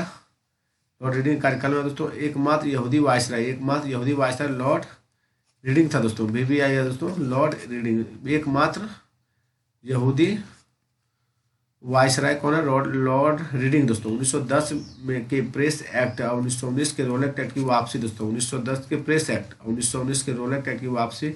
1921 में प्रिंस ऑफ वेल्स को भारत आगमन दोस्तों। 1921 में फिर आए प्रिंस ऑफ वेल्स का भारत आगमन। 1921 में रविन्द्रनाथ टैगोर द्वारा विश्व भारती विश्वविद्यालय की स्थापना किया गया था। 1921 में रविन्द्रनाथ टैगोर द्वारा विश्व भारती विश्वविद्यालय की स्थापना।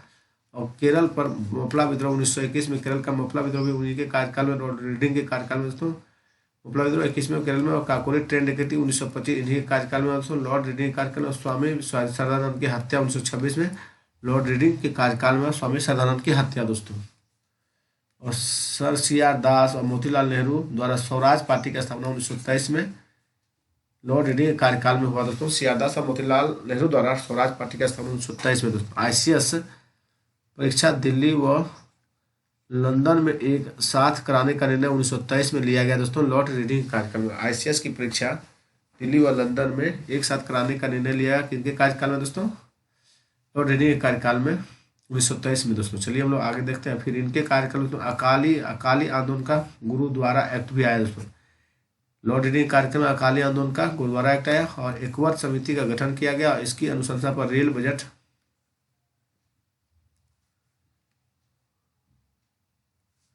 रेल बजट को आम बजट से अलग कर दिया गया दोस्तों। अब पहला पृथक रेल बजट 1924-25 में प्रस्तुत किया गया दोस्तों। देखिए, एकवर्ष समिति का गठन किया गया, इसकी अनुशंसा पर रेल बजट को आम बजट से अलग कर दिया गया। तो पहला पृथक रेल बजट 1924-25 में प्रस्तुत किया गया दोस्तों। फिर देखिए, सैन्य सुधारों के लिए सैंडहर्स्ट की अध्यक्षता में समिति गठित की गई दोस्तों।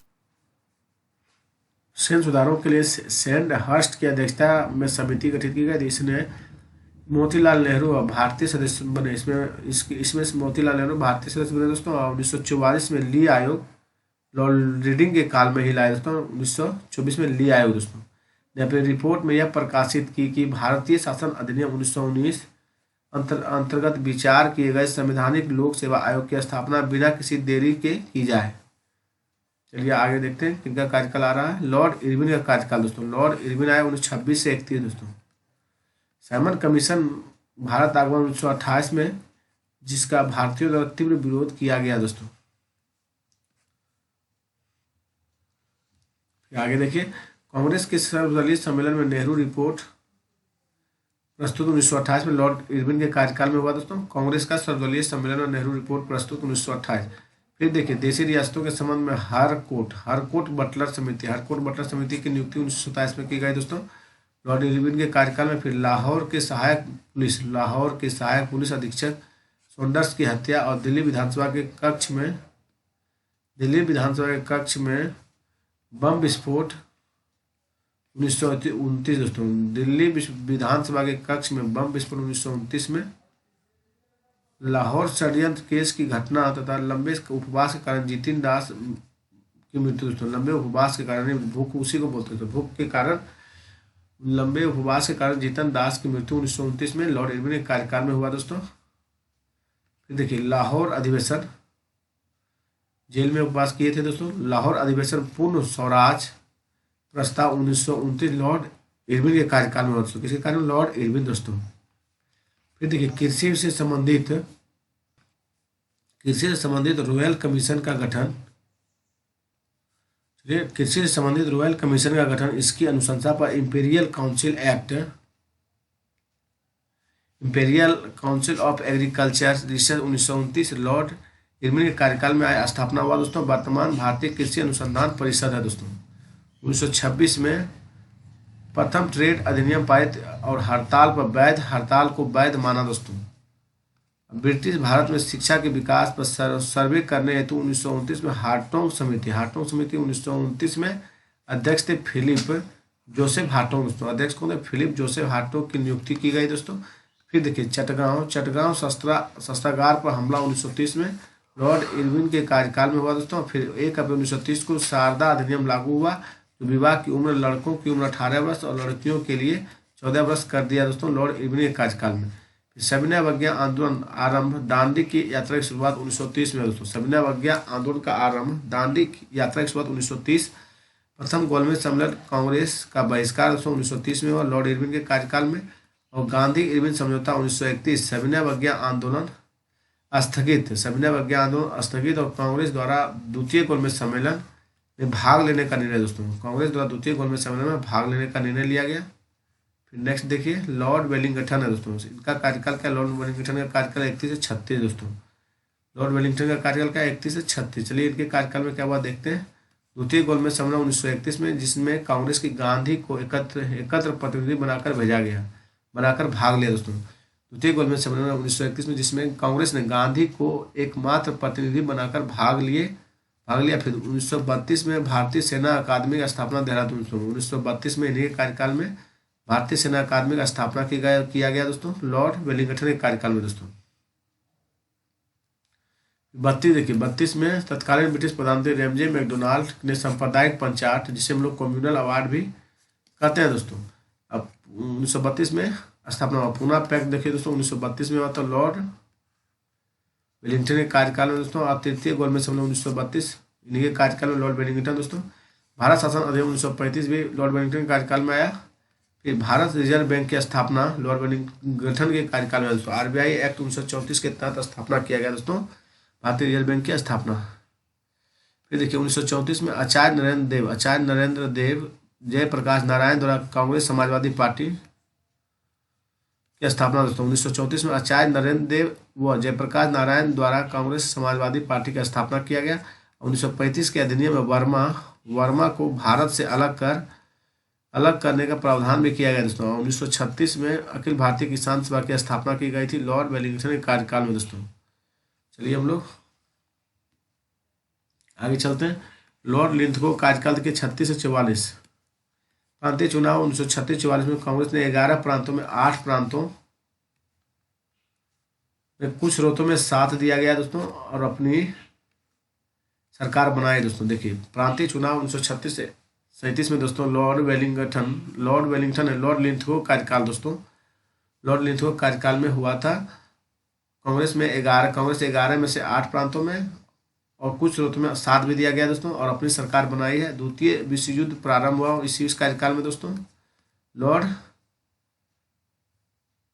लॉर्ड लिंथगो कार्यकाल में दोस्तों। फिर देखिए नेक्स्ट देखिए कांग्रेस के प्रांतीय सरकारों का त्यागपत्र 1939 में इन्हीं कार्यकाल में दिया गया था। और कांग्रेस के हरिपुरा अधिवेशन 1938 में 51वां सत्र में सुभाष चंद्र बोस अध्यक्ष हुए थे दोस्तों कांग्रेस के हरिपुरा अधिवेशन में। फिर देखिए कांग्रेस द्वारा त्रिपुरी संकट, सुभाष चंद्र बोस का कांग्रेस से त्यागपत्र तथा फॉरवर्ड ब्लॉक की स्थापना किए थे दोस्तों। फॉरवर्ड ब्लॉक की स्थापना 1939 दोस्तों कौन किए थे? सुभाष चंद्र बोस दोस्तों। फिर नेक्स्ट देखिए लिंथगो कार्यकाल में मुस्लिम लीग लाहौर अधिवेशन में पृथक पाकिस्तान की मांग की दोस्तों लॉर्ड लिंथगो कार्यकाल में। फिर देखिए सुभाष चंद्र बोस भारत से पलायन 1941 में किए सुभाष चंद्र बोस दोस्तों। फिर आज़ाद हिंद फौज पहली टुकड़ी की स्थापना 1942 में किया गया था दोस्तों। आज़ाद हिंद फौज की टुकड़ी की स्थापना लॉर्ड लिंथगो के कार्यकाल में दोस्तों। चलिए आगे देखते हैं हम लोग आगे किनका कार्यकाल है देखिए। फिर इन्हीं के कार्यकाल में दोस्तों लॉर्ड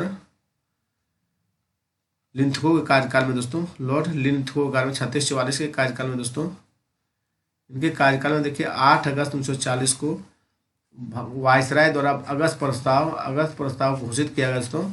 फिर गांधी जी का पवनार आश्रम व्यक्तिगत सत्याग्रह प्रारंभ 1940 में हुआ। गांधी जी के पवनार आश्रम से दोस्तों, कहाँ से हुआ तो व्यक्तिगत सत्याग्रह का आरंभ पवनार आश्रम से व्यक्तिगत सत्याग्रह प्रारंभ 1940 में दोस्तों। फिर देखिए क्रिप्स मिशन भारत आगमन भारत छोड़ो आंदोलन प्रारंभ 1942 में दोस्तों। क्रिप्स मिशन का आगमन कब हुआ? इन्हीं के कार्यकाल में दोस्तों, लॉर्ड लिथगो कार्यकाल में। भारत छोड़ो आंदोलन में इन्हीं कार्यकाल में। मुस्लिम लीग का कराची अधिवेशन दोस्तों 1943, बांटो और छोड़ो का नारा भी दिया गया इन्हीं के कार्यकाल में। फिर देखिए 1943 का बंगाल अकाल दोस्तों 1943 में हुआ था इन्हीं के कार्यकाल में। फिर देखिए लॉर्ड बेवेल दोस्तों 1944 से 47, लॉर्ड बेवेल का कार्यकाल क्या 44 से 47 दोस्तों। श्री राजगोपालाचारी द्वारा CR फार्मूला प्रस्तुत किया गया। श्री राजगोपालाचारी के द्वारा लॉर्ड बेवेल के कार्यकाल 44 से 47 है। श्री राजगोपालाचारी द्वारा CR फार्मूला प्रस्तुत किया गया 1944 में। गांधी जी की वार्ता असफल 1944 में रहा दोस्तों। गांधी जी की वार्ता 1944 में असफल रहा। और बेबेल योजना का शिमला सम्मेलन 1945 में, बेबेल योजना व शिमला समझौता 1945 में हुआ। और द्वितीय विश्व युद्ध की समाप्ति 1945 में दोस्तों। और कैबिनेट मिशन भारत आगमन 1946 में। मिशन के सदस्य थे स्टेफोर्ड क्रिप्स, पैथिक लॉरेंस और दोस्तों AB अलेक्जेंडर थे। देखिए कैबिनेट मिशन भारत आगमन 1946 दोस्तों। मिशन के सदस्य Stafford Cripps, Pethick Lawrence, AB Alexander थे। आगे देखिए मुस्लिम लीग द्वारा प्रत्यक्ष कार्रवाई दिवस 16 अगस्त 1946 को मनाया जाता है दोस्तों। मुस्लिम लीग द्वारा प्रत्यक्ष कार्रवाई दिवस तो कब मनाया जाता है? 16 अगस्त 1946 को। रॉयल इंडियन नेवी विद्रोह 1946 में। रॉयल इंडियन नेवी विद्रोह कब? 1946 में। नेक्स्ट देखिए कांग्रेस द्वारा अंतरिम सरकार की स्थापना सितंबर 1946 में। कांग्रेस द्वारा अंतरिम सरकार की स्थापना 2 सितंबर दोस्तों 1946 को। सरकार के अध्यक्ष बेवेल थे और उपाध्यक्ष नेहरू बने थे दोस्तों। कौन बने थे? नेहरू जी दोस्तों। देखिए ब्रिटेन के प्रधानमंत्री क्लीमेंट एटली ने भारत को स्वतंत्र करने की घोषणा की 20 फरवरी 1947 को दोस्तों।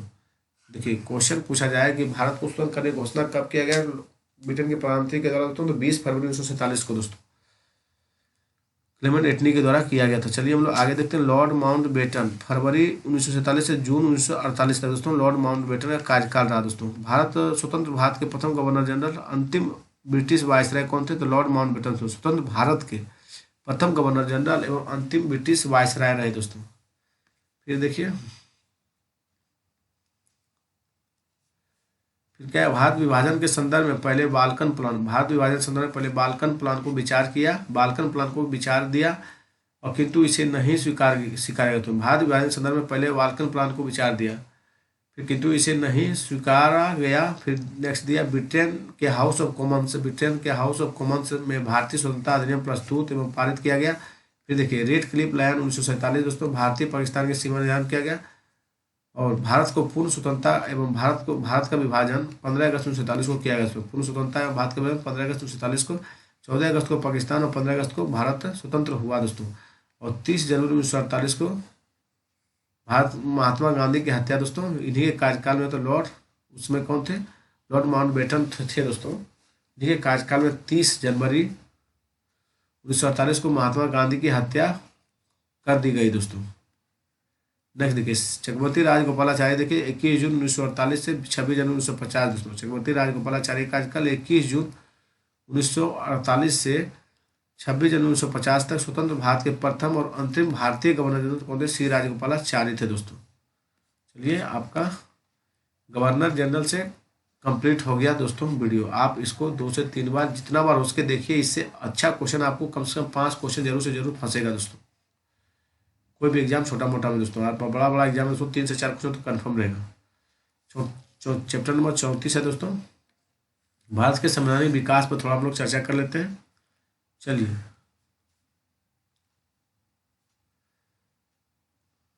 भूमिका देखते हैं। 1765 में कंपनी को बंगाल, बिहार और उड़ीसा की दीवानी प्राप्त हुई और दीवानी अधिकार मिलते ही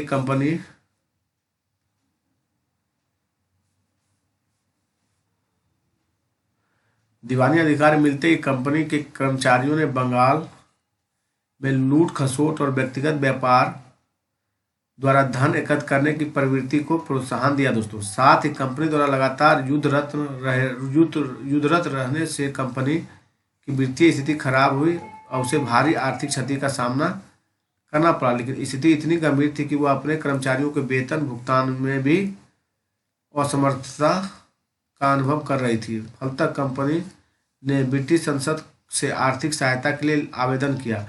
प्रतिवेदन के फलस्वरूप ब्रिटिश संसद द्वारा रेगुलेटिंग एक्ट पारित किया गया। दोस्तों देखिए, रेगुलेटिंग एक्ट 1773, देखिए भारत के संवैधानिक इतिहास में सन 1773 का रेगुलेटिंग एक्ट विशेष महत्व रखता है। यह अधिनियम एक्ट भारत में कंपनी के प्रशासन पर ब्रिटिश संसदीय नियंत्रणों के प्रयासों की शुरुआत थी। परिणामतः अब कंपनी के शासनाधीन क्षेत्रों का प्रशासन कंपनी के व्यापारियों का निजी मामला नहीं रहा। शासनाधीन क्षेत्रों का प्रशासन कंपनी के व्यापारी का निजी मामला नहीं रहा। इस एक्ट में उल्लेखनीय प्रावधान निम्नवत थे। दोस्तों चलिए देखते हैं हम लोग आगे। इस एक्ट के द्वारा कलकत्ता में उच्चतम न्यायालय सुप्रीम कोर्ट की स्थापना की गई। इसमें एक मुख्य न्यायाधीश और अन्य 3 न्यायाधीश होते थे। दोस्तों उच्चतम न्यायालय को प्राथमिक तथा अपील के अधिकार दिए गए। दोस्तों उच्चतम न्यायालय को प्राथमिक तथा अपील के अधिकार दिएगा। यह न्यायालय सन 1774 में गठित किया गया। तो सर एलिजा एम्फे को इसका मुख्य न्यायाधीश नियुक्त किया गया तथा चैम्बर्स,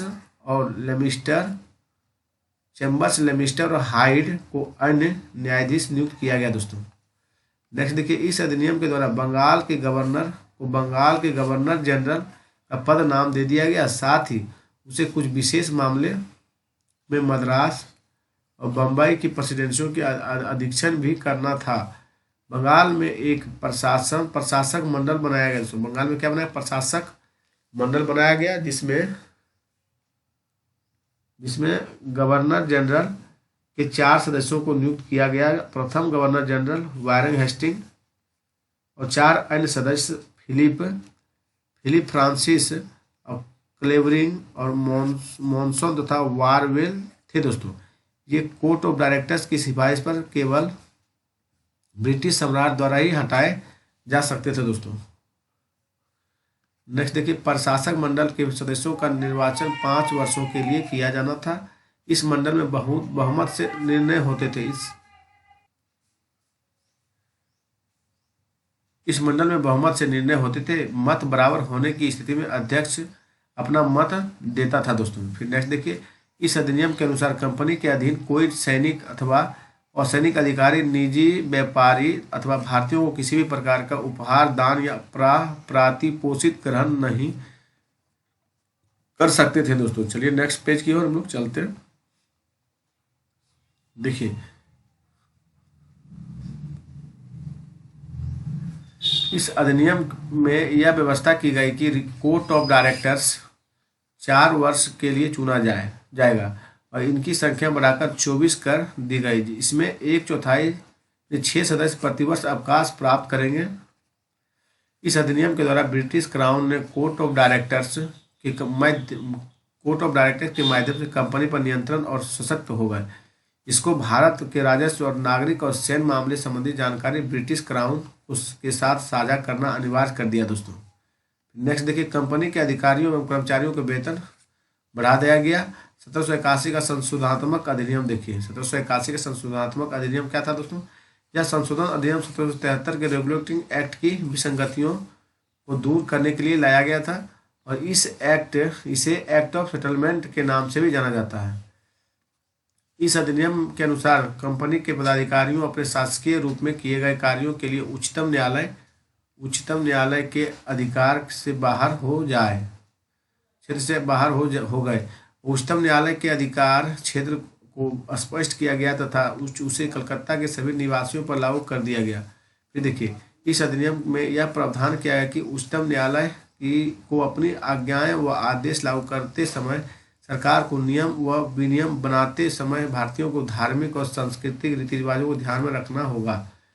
गवर्नर जनरल की परिषद द्वारा बनाए गए नियम को सर्वोच्च न्यायालय पंजीकृत कराना आवश्यक नहीं था। दोस्तों देखिए, कुल मिलाकर 1781 का संशोधनात्मक अधिनियम कार्यपालिका एवं न्यायपालिका के बीच शक्ति पृथक्करण की दिशा में बड़ा कदम था। दोस्तों पिट्स इंडिया एक्ट 1784 देखिए, सरकार सरकार का कंपनी के मामले में नियंत्रण बढ़ गया और 6 सदस्यीय नियंत्रण बोर्ड ऑफ कंट्रोल का गठन किया गया तथा सभी और सैनिक और राजस्व संबंधी मामले को एक नियंत्रण बोर्ड के अधीन कर दिया गया।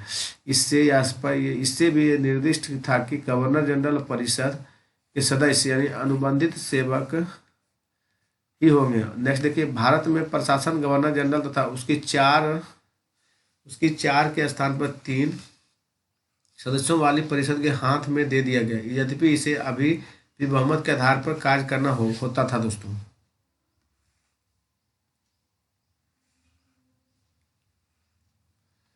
तो ये देखिए, बंगाल प्रेसिडेंसी की पद्धति के आधार पर बम्बई, मद्रास और परिषद का गठन किया गया और बंगाल प्रेसिडेंसी के पद्धति के आधार पर बम्बई तथा मद्रास की परिषद का गठन किया गया। बंगाल को उसके अधीक्षण का अधिकार भी दे दिया गया था। बोर्ड ऑफ कंट्रोल कोई अनुमति के बिना गवर्नर जनरल को किसी भी भारतीय नरेश के साथ संघर्ष आरंभ करने अथवा किसी को सहायता का आश्वासन देना अधिकार नहीं था दोस्तों। बोर्ड ऑफ कंट्रोल का अध्यक्ष ब्रिटिश मंत्रिमंडल का एक सदस्य होता था दोस्तों। बोर्ड ऑफ कंट्रोल का अध्यक्ष क्या होता था? ब्रिटिश मंत्रिमंडल का अध्यक्ष सदस्य होता था। 1786 का अधिनियम देखिए, लॉर्ड कॉर्नवालिस और गवर्नर जनरल और मुख्य सेनापति दोनों ही शक्तियां लेना चाहता था। लॉर्ड कॉर्नवालिस और गवर्नर जनरल तथा मुख्य सेनापति दोनों ही शक्तियां लेना चाहता, जिसे इस अधिनियम में स्वीकार कर लिया गया दोस्तों। इस अधिनियम के द्वारा गवर्नर जनरल की विशेष अवस्था में अपनी परिषद के निर्णयों को रद्द करने तथा अपना निर्णय लागू करने का अधिकार दे दिया गया, अर्थात कॉर्नवालिस को वीटो का अधिकार प्राप्त हो गया दोस्तों। चार्टर अधिनियम 1793 देखिए, कंपनी के व्यापारिक अधिकार 20 वर्षों के लिए बढ़ा दिया गया। परिषद के निर्णय को रद्द करने की शक्ति 1786 अधिनियम में निहित है। आने वाले गवर्नर जनरलों को भी दे दिया गया। मुख्य सेनापति को गवर्नर जनरल की परिषद का स्वतः ही सदस्य होने का अधिकार नहीं था दोस्तों। गवर्नर जनरल अब जब कभी बंगाल से बाहर जाएगा तो उसे अपनी परिषद के और सैनिक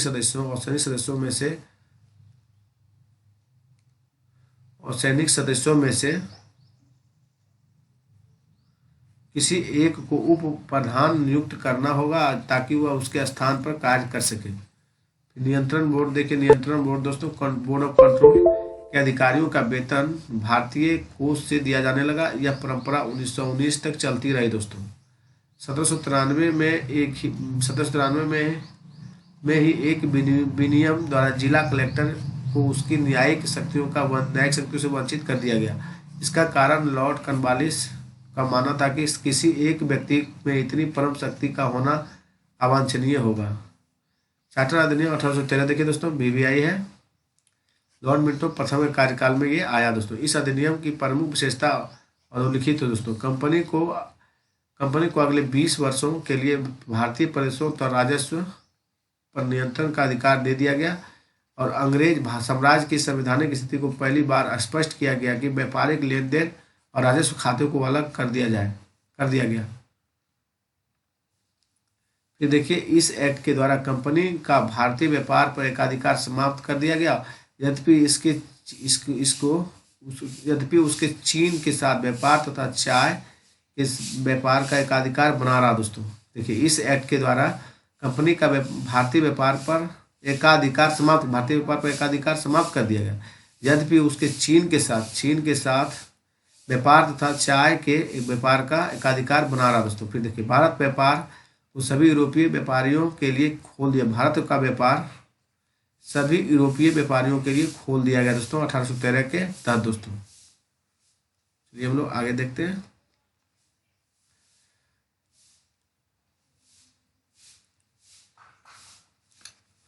इस एक्ट में 1 लाख प्रतिवर्ष साहित्य के प्रोत्साहन व पुनरुत्थान, विज्ञान की उन्नति और शिक्षा पर खर्च करने की प्रावधान किया गया दोस्तों 1813 के चार्टर एक्ट के द्वारा। ईसाई मशीनरियों को भारत में प्रवेश की छूट मिल गया, अर्थात इन्हें भारत में ईसाई धर्म प्रचार प्रसार की अनुमति मिल गई दोस्तों। फिर देखिए, चार्टर अधिनियम 1833 दोस्तों। इस अधिनियम की प्रमुख विशेषता अधोलिखित थी। देखिए, कंपनी का अधिकार 20 वर्षों के लिए पुनः फिर बढ़ा दिया गया दोस्तों। चार्टर अधिनियम 1833 में कंपनी की व्यापारिक अधिकार पूर्णतः समाप्त कर दिए गए और उसे भविष्य में केवल राजनीतिक कार्य ही करने थे। बंगाल का गवर्नर जनरल भारत के गवर्नर जनरल बना दिया उसको। बंगाल का जो गवर्नर जनरल होता था वो अब पूरा भारत का गवर्नर जनरल बना दिया गया और स्वपरिषद गवर्नर जनरल को कंपनी के सैनिक तथा और सैनिक कार्य का नियंत्रण और निरीक्षण तथा निर्देशन का कार्य सौंप दिया गया। बम्बई, मद्रास और बंगाल तथा अन्य प्रदेश गवर्नर जनरल के नियंत्रण में आ गया और इस तरह प्रशासन का केंद्रीकरण कर दिया गया। दोस्तों चलिए हम लोग आगे चलते हैं। कानून बनाने की शक्ति का केंद्रीकरण, कानून बनाने की शक्ति का केंद्रीकरण कर दिया गया। अब केवल स्वपरिषद गवर्नर जनरल को ही कानून बनाने का अधिकार दिया गया। बम्बई और मद्रास की संविधान सभाओं को कानून बनाने की शक्ति समाप्त कर दी गई। दोस्तों फिर इस अधिनियम के द्वारा विधान बनाने मतलब कानून बनाने के लिए गवर्नर जनरल को 3 सदस्यीय कार्यकारिणी में एक अतिरिक्त कानून सदस्य मैकाले को चौथे सदस्य के रूप में सम्मिलित कर लिया गया। दोस्तों नेक्स्ट देखिए, भारतीय कानूनों को संचित, संहिताबद्ध एवं सुधारने की भावना से भारतीय विधि आयोग की स्थापना की गई। फिर देखिए, सरकारी सेवाओं में धार्मिक, जातीय और नस्लीय भेदभाव पर रोक लगाई गई और यह पहला अधिनियम था जिसने देश के प्रशासन में भारतीयों की हिस्सेदारी का प्रावधान किया और सिविल सेवकों के चयन के लिए खुली प्रतियोगिता को अपनाने पर बल दिया, किंतु कोर्ट ऑफ डायरेक्टर्स के विरोध के कारण इस प्रावधान को अमल में नहीं लाया जा सका। दोस्तों ये सब जो काम हो रहा है दोस्तों 1833 के चार्टर एक्ट में हो रहा है। दोस्तों इस एक्ट के द्वारा दास प्रथा समाप्त करने की भी आज्ञा दी गई और 1843 में एलन ब्रो द्वारा दास प्रथा को प्रतिबंधित कर दिया गया। दोस्तों चलिए हम लोग आगे चलते हैं। चार्टर अधिनियम 1853 देखिए, चार्टर अधिनियम 1853। इस अधिनियम की विशेषताएं अधोलिखित है। दोस्तों इस अधिनियम में स्पष्ट कर दिया गया कि यदि संसद चाहे तो वह कंपनी को प्रशासन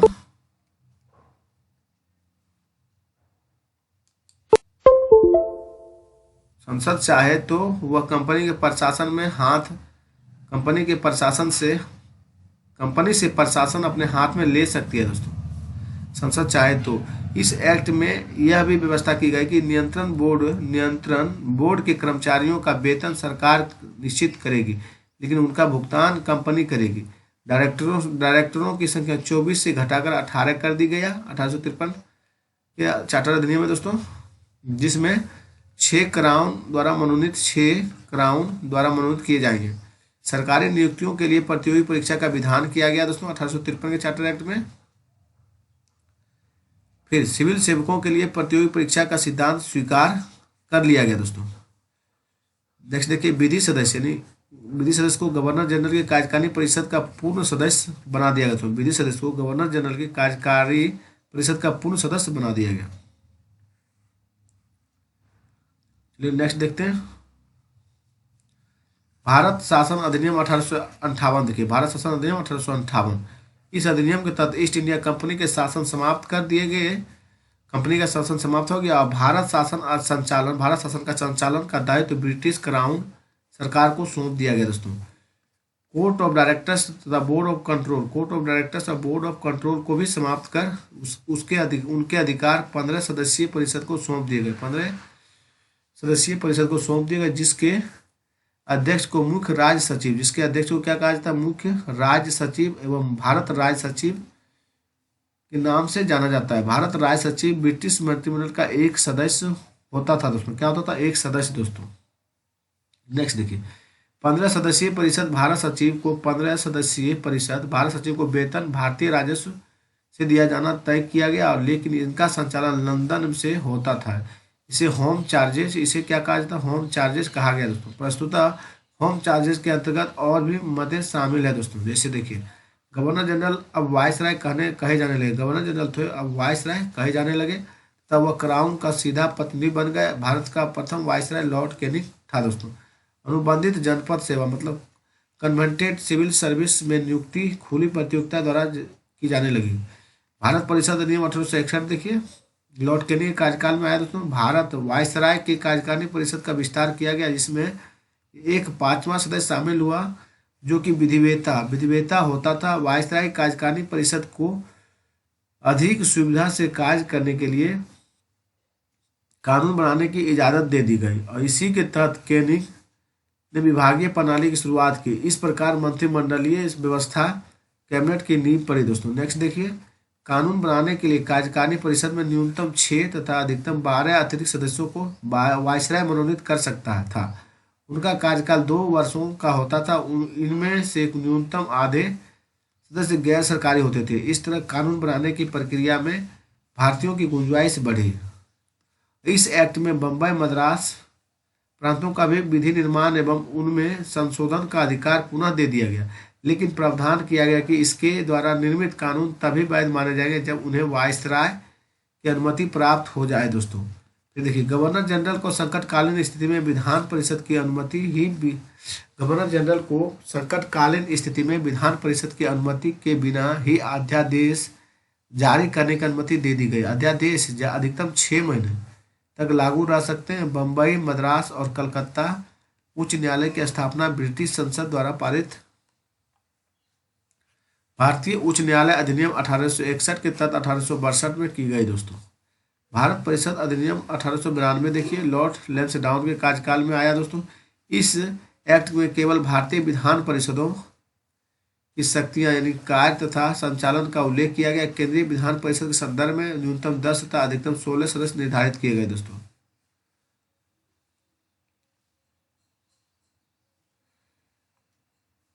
तो देखिए, इस एक्ट का सबसे महत्वपूर्ण प्रावधान निर्वाचन पद्धति की शुरुआत था दोस्तों। हालांकि इसमें निर्वाचन शब्द का प्रयोग नहीं था।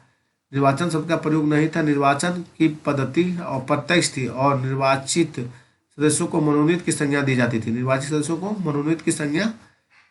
दोस्तों। विधानमंडल के सदस्यों के अधिकार 2 क्षेत्रों में बढ़ा दिए गए। प्रथम देखिए, बजट पर अपने विचार प्रकट करने का अधिकार दिया गया और यद्यपि इस विषय पर कोई प्रस्ताव रखने अथवा सदन में मत विभाजन करने का अधिकार उन्हें नहीं था दोस्तों। द्वितीय, सार्वजनिक हित के मामले में 6 दिन पूर्व सूचना देकर उन्हें प्रश्न पूछने का अधिकार था दोस्तों। दूसरा क्या था? दूसरा जो दिया गया अधिकार तो सार्वजनिक हित के मामले में 6 दिन पूर्व सूचना देकर उन्हें प्रश्न पूछने का अधिकार दिया गया। भारत परिषद अधिनियम 1909 देखिए माले मिल्टो सुधार। सर्वोच्च विधान परिषद सदस्य संख्या 69 कर दी गई। जिसमें 37 शासकीय और 32 गैर शासकीय सदस्य थे। शासकीय सदस्यों में 9 पदेन सदस्य थे, जिसके गवर्नर जनरल और उसकी कार्यकारिणी परिषद 7 सदस्य एवं एक असाधारण सदस्य एक्स्ट्रा ऑर्डिनरी मेंबर शामिल थे, जो 28 सदस्य गवर्नर जनरल द्वारा मनोनीत किए जाते थे। 32 शासकीय सदस्यों में 5 गवर्नर जनरल द्वारा मनोनीत किए जाते थे, जिसमें 27 निर्वाचित और तथा 27 को निर्वाचित किए जाते थे। इस एक्ट का सबसे विवादित प्रावधान मुसलमानों के लिए पृथक निर्वाचन प्रणाली का व्यवस्था, जिसमें सांप्रदायिकता का नेतृत्व किया गया दोस्तों। बजट पर बहस के साथ पूरक प्रश्न पूछने का अधिकार मिला और यद्यपि मत देने का अधिकार अभी नहीं मिला, लेकिन स्थानीय निकायों के लिए धन की मांग रख सकते हैं। भारतीय सचिव लॉर्ड माले ने मिंटो को लिखा, पृथक निर्वाचन मंडल स्थापित करके हम नाग के दांत बो रहे हैं।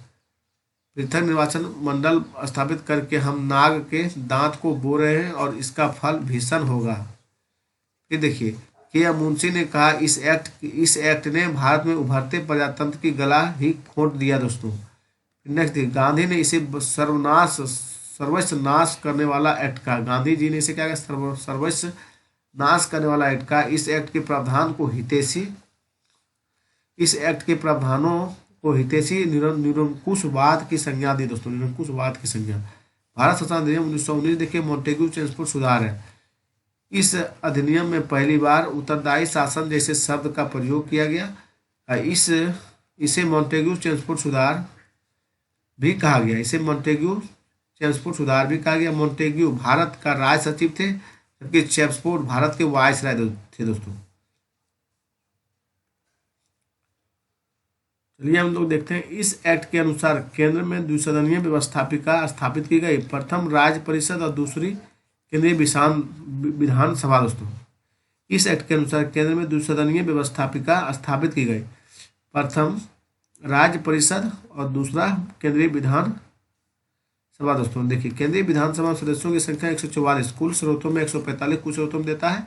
इसमें कुछ में से 104 सदस्य निर्वाचित तथा 40, कुछ में 41 भी दिया गया कुछ बुक में दोस्तों नामित सदस्य थे। लेकिन केंद्रीय विधानसभा सदस्यों के कार्यकाल 3 वर्ष का था। तो केंद्रीय विधानसभा के सदस्यों का कार्यकाल कितना था?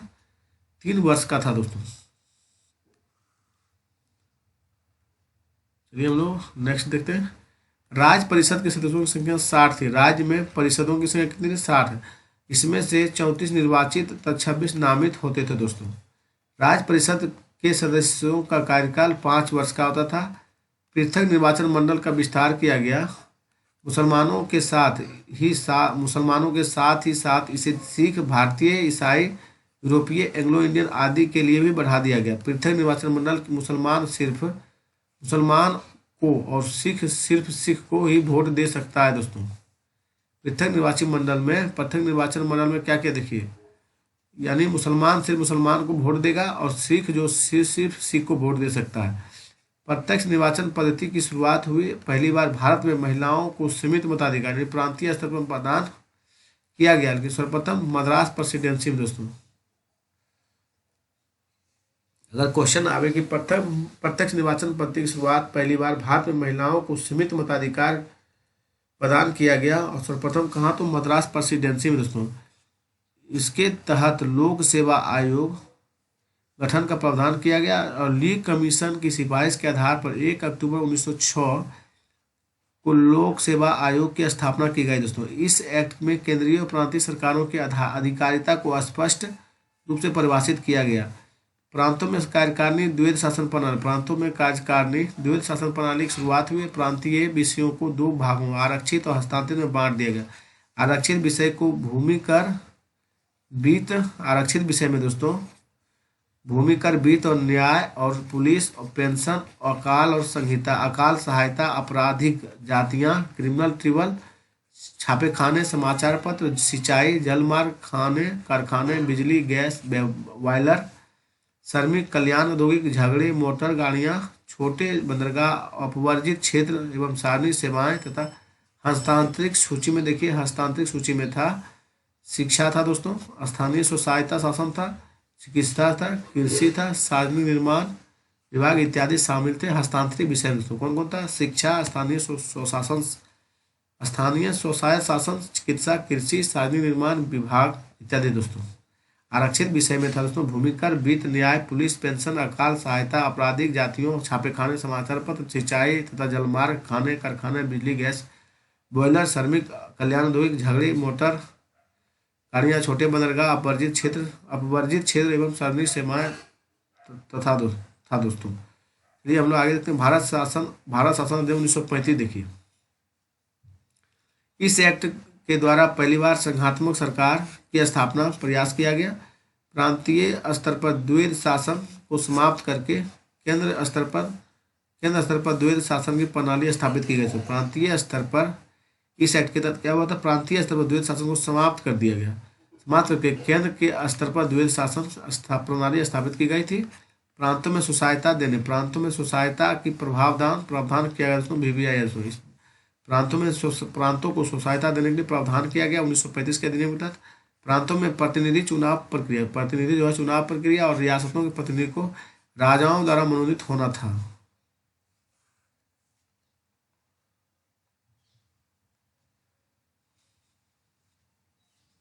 देखिए, वर्तमान जो म्यांमार जिसे हम लोग कहते हैं को भारत से पृथक कर दिया गया और अदन को भारत से अलग कर एक क्राउन कॉलोनी बना दिया गया। इस अधिनियम के तहत विषयों को 3 श्रेणियों में विभक्त किया गया। पहले देखिए, संघ सूची में 59 विषय थे उस समय, फिर राज्य सूची में 54 विषय थे और संवर्ती सूची में 36 विषय थे दोस्तों। इस एक्ट के द्वारा स्थापित संघ में अवशिष्ट शक्तियां गवर्नर जनरल को प्रदान की गई दोस्तों। VVI पॉइंट है दोस्तों ये वाला। इस एक्ट के द्वारा स्थापित संघ में अवशिष्ट शक्तियां किसके पास था? गवर्नर जनरल के पास दोस्तों। इस एक्ट के तहत फेडरल सेवा आयोग यानी प्रांतीय सेवा आयोग और या दो से अधिक राज्यों के लिए संयुक्त सेवा आयोग का प्रावधान किया गया। इसी एक्ट के तहत 1 अप्रैल 1937 को फेडरल लोक सेवा आयोग की स्थापना, फेडरल लोक सेवा आयोग के अस्तित्व में आया दोस्तों। इस एक्ट के द्वारा विधानमंडल में महिलाओं के लिए आरक्षण का प्रावधान किया गया। इस एक्ट के द्वारा विधानमंडल में क्या हुआ, महिलाओं को आरक्षण दिया गया दोस्तों। इस अधिनियम के तहत सिंध माने बम्बई से पृथक कर, बम्बई से पृथक कर सिंध को तथा उड़ीसा 1936 में बिहार से पृथक कर दिया दोस्तों। 2 नए प्रांत बनाए गए।